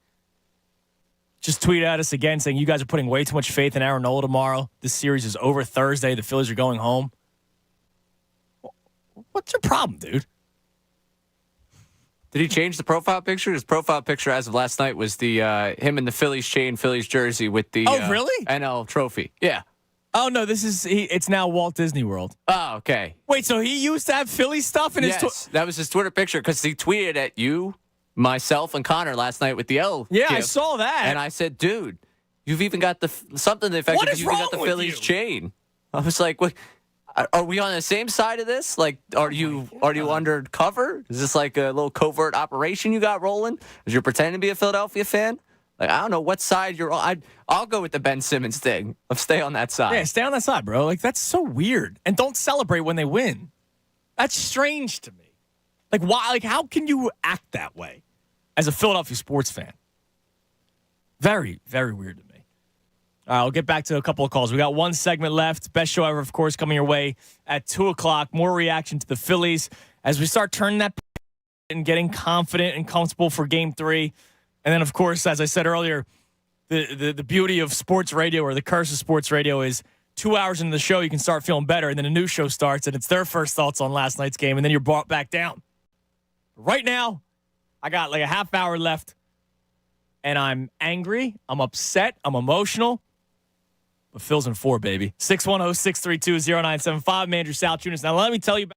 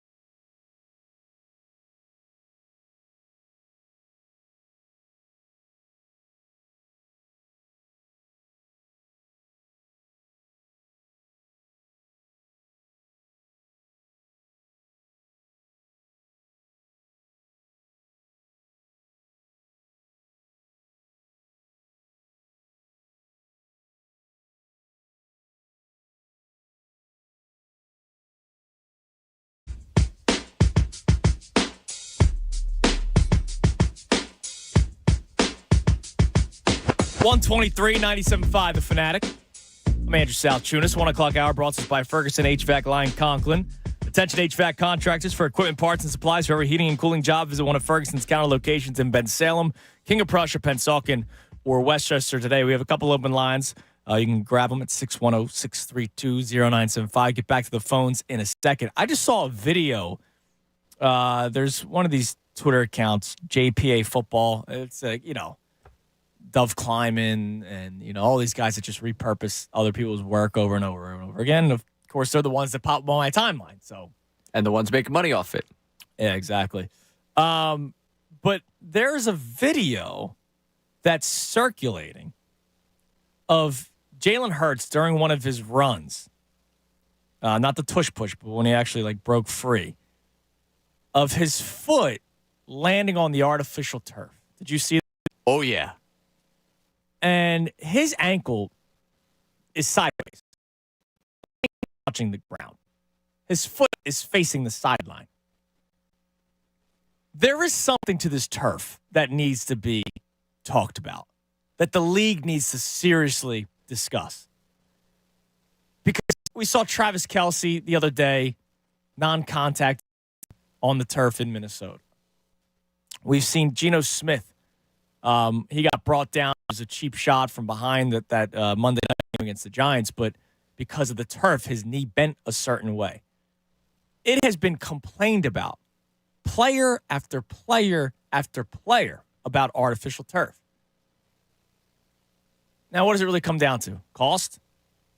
More expensive to install, but then over time, it's less expensive because you don't have to really manage it. You're a $1 billion organization, the National Football League is. I don't understand when there's so many people complaining about it.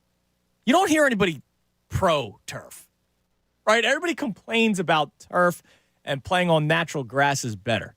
Lane Johnson has been very open about that. Very open about, his approval of playing on natural grass at Lincoln Financial Field. Well, why wouldn't it change if so many people were complaining about it? Money. I think that's what it's going to be. It's, we don't want to, though. The only people that aren't for it are the owners that already have a turf and don't want to have to maintain the upkeep of the natural grass. I mean, that's, I think, what it's going to come down to. You're going to make up the cost in one game. But they're looking to say, why would I spend all that money if I'm going to make it anyways? Yeah, I know. I get that. But it's, we talk about player safety all the time. Listen, at some point, do you care about player safety? At some point, be honest. Do you actually care about player safety? Because if there's people complaining about the turf and how it's leading to non-contact injuries or injuries that wouldn't have been sustained if it was natural grass, why? It probably is just about money, but that's ridiculous, man. Plus, if you're an owner, you want your players to be healthy to hopefully win a Super Bowl, which would then put more money in your pocket. So wouldn't you want your players healthy? In an ideal world, yeah, of course. You want your players healthy. I think they're going to say, well, circumstance. The turf we put in there is top tier. And, we don't need to do anything more. I'm right there with you. I remember you did the show over the summer with the NFL. Too big to fail at this point? Yeah, it's one of those things where it's player safety. You're absolutely right. Is it wrong that they won't change it? You're absolutely right. They're talking about getting rid of the tush push because of player safety. But you'll keep artificial turf. That's causing much more injuries. For player safety. It's ridiculous. Yeah, it's because this is a league that, loves its highlight plays. You think they love that one of their 5-0 teams, that a number of their biggest plays of the season are 1-yard pushes forward? We're the only ones watching the tush push tape. Everyone else is, miserable about it. Yeah. Player safety. It's ridiculous. Now you care about player safety. Colin Berger checks in. It was great seeing him at the Huntington Valley Country Club. He's a part of the grounds crew out there. He said, take it from a reliable source, Andrew. Natural grass is the way to go. Damn right, I believe him. Damn right. You're not playing on a turf golf course. Come on, man. Could you imagine if you did, though? I'm going to be bad on whatever surface you put me on for a golf but course. I don't get lift on my shots. So imagine hitting a hybrid and just flies down the turf. It's going to be ugly for me either way. I'll be honest with you. When I was in high school, I we had a game at LaSalle, and they have full turf field. And the way that their field is set up, they don't have a typical fence. It's a sports complex. Yep. And so I gave up. I was pitching like a liner in the gap, and, probably a double on any other field. That thing went 150 feet. And our center fielder's chasing after. We're trying to, don't even worry about it. Because there's a lacrosse game going on out there, too. And we're like, stop. Like, it's 650 feet away. Like, you're good. And it was just a line drive center field, but into the gap, and then it hit that turf and gone. Can you imagine a golf ball? That'd be fun, That's the type of field I need to play on. Yes. My line drives in the gap. All of a sudden, I'm a home run hitter. Exactly. You got good speed. You ran track. That's right. Exactly. Come on, man. All right, we have 2 open lines, and I want to go to Patty first. We got a list of callers ready to go, but we got to get to Patty first. And Uncle Frank, Glenn, and Michael, I hope you all understand why. Because I see Patty in Drexel Hill, and the comment section says, walk me back off the ledge. So I can't make Patty wait longer. Patty, what's up? Andrew, I'm on the ledge. All right. We have woken the sleeping giant, and I'm worried. Okay, so there's a couple things here. The fear has crept into me, but I still believe Phil's in 4. So here's how I'm going to walk you off the ledge. We'll start with tomorrow's game. It's going to be Aaron Nola, who has pitched very well in his last 3 starts, against either 2 slop starting pitchers or a bullpen game, and the Braves have a worse bullpen than the Phillies. The Braves will not have – how the Phillies in game 1, it was 5 1/3 innings of shutout ball by the bullpen. The Braves bullpen is not good enough to do that. So that's number 1. Well, we didn't get a hit off the Braves bullpen last night. That's another game. Now it's in Citizens Bank Park, and they saw those arms. 2 days later, they're going to see the same arms. I feel like the momentum has shifted. Now, I was at the game where Stott hit the grand slam, and the place went nuts. It was awesome. But I just feel like, Austin Riley is back. It's just a matter of time. Olsen's going to be back. Acuna, and there's only so much can get you. Nola. I don't know if I even trust him. I feel the same way with you about Nola, but I'm gonna go. Hey, he's my guy, so I got his back. Now you say you don't know if shouting and waving towels is enough. It was enough last year in the NLDS and in the NLCS and at points in the World Series. Like it does get to the opposing team, especially if you're a young pitcher. We saw what happened to Spencer Strider last year. I hate that guy. Me too. But listen, I am a Phillies fan. I bleed red. I know you are. I'm very nervous. I'm going to be cheering. Listen, I still have a sore throat from when I was at the game the other night. But I'm afraid that we just poked the bear. Now but here's the thing. They poked the bear right back. Did you hear the Orlando Arcia comments? I did, yes. You don't poke Bryce Harper. You want to poke Garrett Stubbs? Go for it. You don't poke Bryce freaking Harper, who made a major base running mistake to lose the game, kind of. Yeah. And then he's going to come back Citizens Bank Park, his hometown or his ballpark, against some weak pitchers. And Orlando Arcia had those comments. Look out. Yeah. Yeah, I agree with that. Harper's going to be on a mission, no doubt about it. Damn right. Now, listen, Patty, I'm with you. I understand. I have a little fear in me, too, because being up 2-0 would have been a lot better than being tied 1-1. But we said before the series started, just split in Atlanta. And they did that. Yes, we did. Yes, I agree. But we were up 4-0. I know. It sucks. It sucks. They were up 4-0. But you know what that means, Patty? They can be up 4-0 again. Yeah. All right. Okay, Andrew. I would love to hear from you Thursday, okay? After they win tomorrow, which they will. I'm telling you right now, Phil's up 2-1. I want to hear from you Thursday, okay? I will call you on Thursday. All right, please, Patty. Enjoy the rest of the day. Today's the hard one. Today's the hard one because it's the day after a loss and there's no game today. Like, it's not like I can be like, all right, forget all that. Let's get fired up for tonight's game. I can't do that. We have to wait all the way until 5 o'clock tomorrow. So today's a hard day. I get it. Brutal day. I'll be honest, I'm kind of proud of you of how well you've bounced back throughout this show. Well, dude, Orlando Arcia changed everything for me. Yeah. I'm glad he's done that for you. And I knew, like, Game 3, and you see it on the show sheet. I put together the sheet at 8:30, 9 o'clock in the morning, so it's not like I randomly had this thought. Game 3, the pitching matchup, it's totally advantage Phillies. It's not even close. Yeah, you're right. No, I get it. I'm actually really surprised because I thought the way this was going to go when I got here this morning, I was like, oh, eventually I'm going to get to that point. It's like maybe I'll be able to drag Andrew along with me at that point. You have done a great job getting to that point, and I somehow have just kind of sunk. All right. Well, we'll get you back tomorrow. Check out Patty, and Ray will be there. Patty Whack. Sure. My appearance, yeah, okay. Absolutely. Sure. You were there yesterday. I was. Tomorrow, watch party with our friends from Corona. The Coronas were flowing last night. They will be flowing again tomorrow. And this time, we'll be celebrating with the Corona after the game. Yesterday, it was, oh, dude. By the way, for our YouTube audience, Ray Dunn is about to put it on. When did you buy this? You said you bought it this summer or something? Yeah, I was headed to vacation. I figured I needed something a little fun for the vacation. Ray has such an awesome Corona, like, dad button-down T-shirt. And he brought it in to wear it today. Thanks to Corona for having us out there yesterday. Thanks to our man, Miguel. Shout out, Miguel. My best friend. Miguel was on top of things yesterday, taking care of Ray. You know, he had the buckets in front of him. Good time. It's a good shirt. You know me, I'm pro Hawaiian shirt. I'm pro any shirt like that. So that's a good-looking shirt. Thank you. I brought it today just for, like, the one time we gave the shout-out because I know television I'll be, Oh, yeah, that's right. You're doing a double today. That's right, yeah. So I'm hoping that maybe by 6 o'clock today I'm back. Okay. I'm pushing back, but I got to be honest with you. Oh, yeah, see, you got it tough because you're doing a double. You then have to relive everything, at the beginning of the show with Tyrone.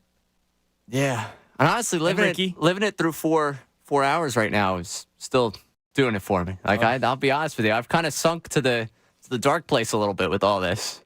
I don't want to be there. I want to see the light, and I see positivity. I try, but maybe 6 o'clock you'll see it. I hope so. All right. Or maybe Uncle Frank will give us some positivity. What's up, Uncle Frank? Happy Tempered Day, squad. Listen, Patty, we have nothing to fear but fear itself. It's not going back to Atlanta. So, all good. All right. And Andrew, do me a favor. Don't give everyone a heads up. I'm coming on. They're all going to their Zapper emoji. No. Your Comeback Player of the Year award, man.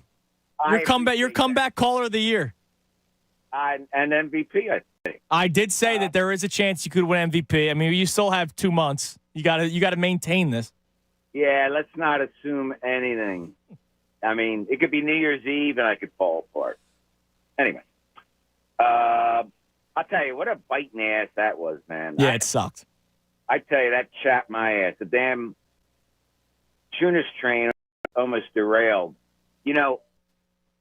Man, Wheeler was electric. He was dealing cards at a blackjack table, making money for the house. Wheeler was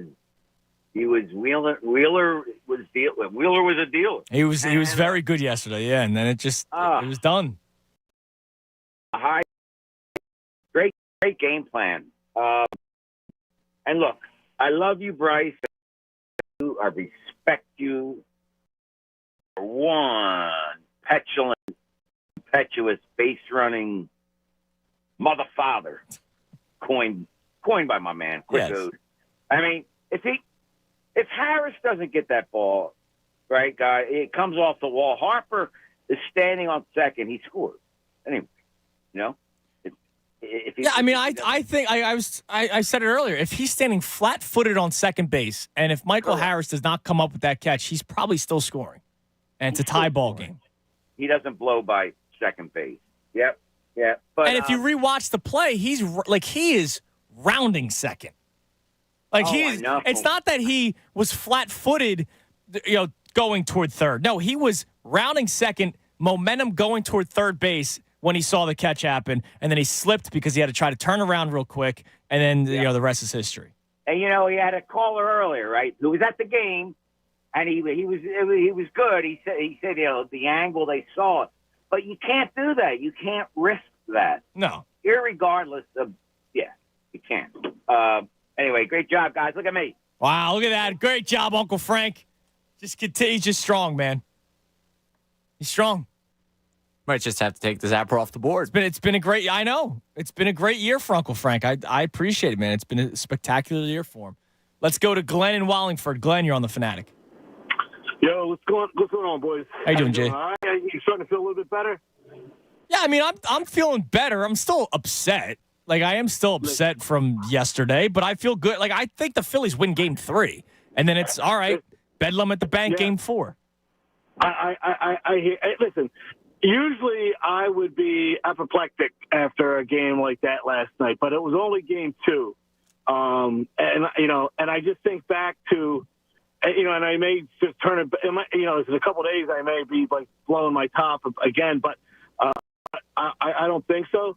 But I think about, like, if you think about, like, in the way that, like a historic loss, I mean, you think about, like, listen, like the Bartman play, right? It was kind of a weird play, turned the tide, and it was a defining play.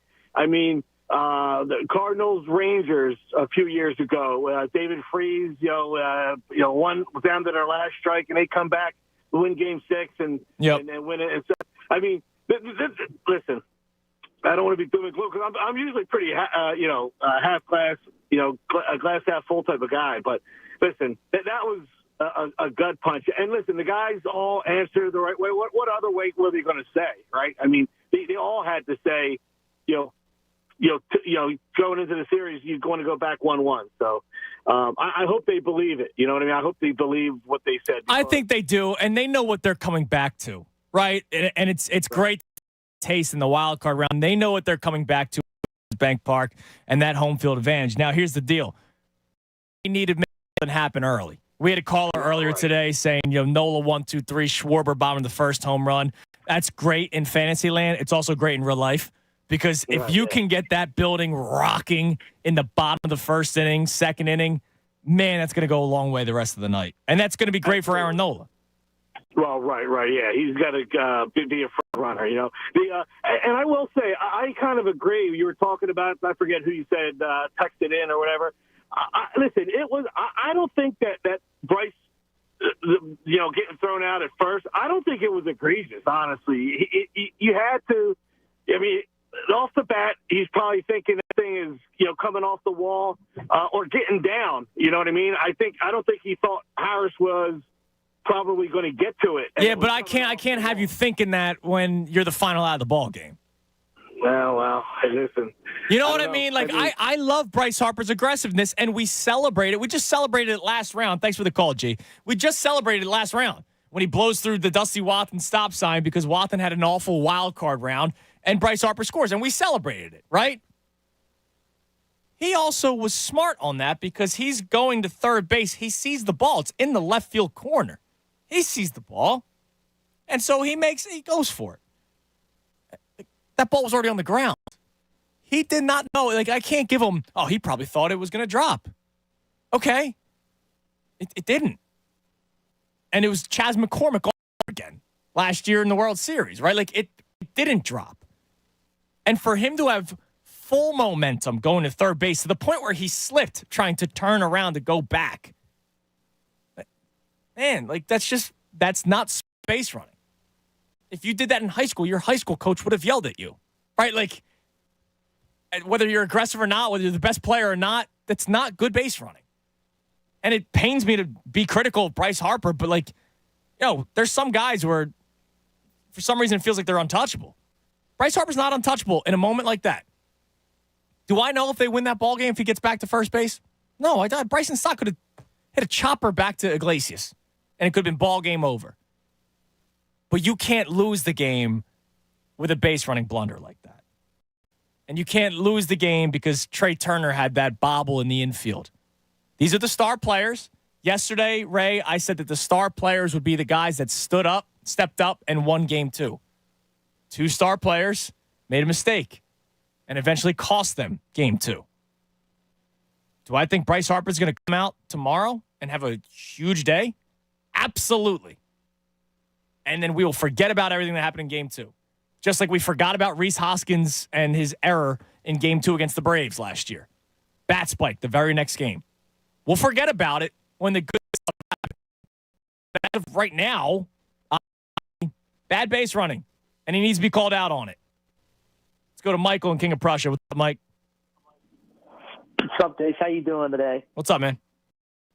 I just want to talk about this Arcia stuff. Yes, please. I cannot believe how stupid the Braves are. I mean, like, have you guys remember the game one, like pregame? You saw Acuna wearing the shirt of just himself, and then you saw Bryce wearing the T-shirt of Trey.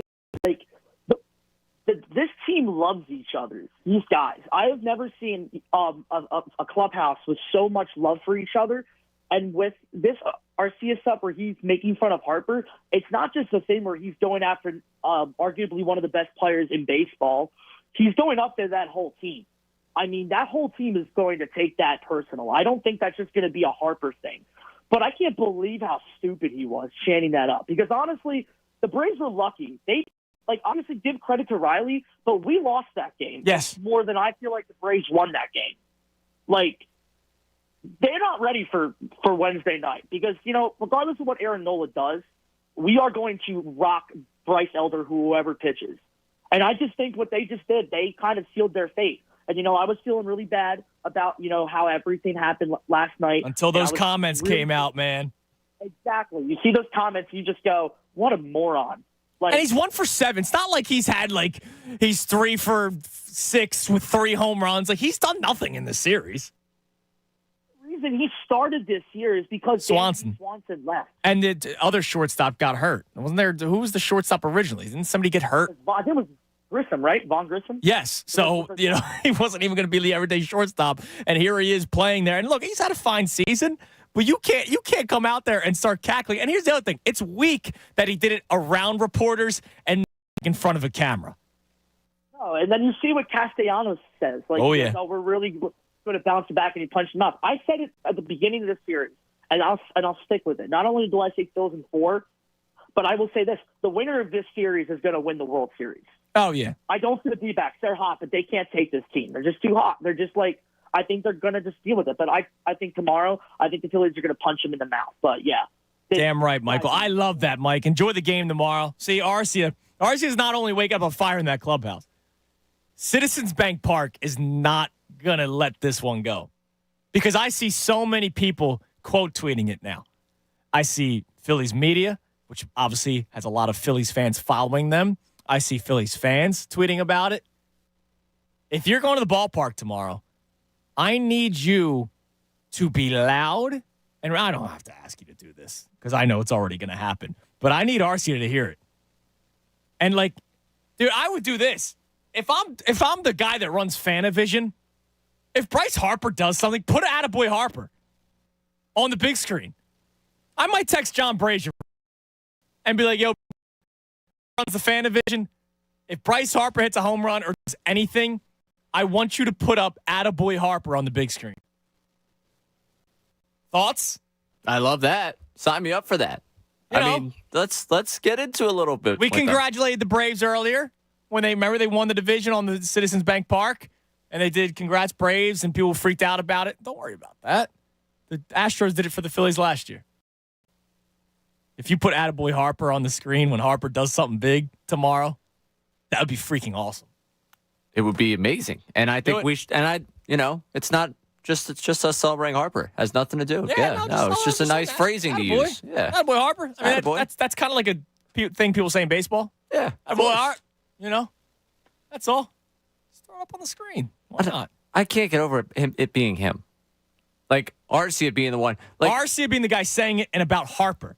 Austin Riley. You did an incredible job backing that up. You were in the right position. You bolted over there. You hit the home run. Yeah. Go-ahead home run. All right, Michael Harris, you made the great catch. You got the ball in. And lucky it found Riley the way it did. And the game ends there. All right. Maybe even Matt Olson, you got a chip on your shoulder because people are doing the whole better first baseman thing. Right. Even though I don't really understand why we do that because Harper's not really first. Whatever. Point being, there's plenty of guys on that team where I would see it and I would say, I hope this fires up Harper. I understand that player's got something to stand there.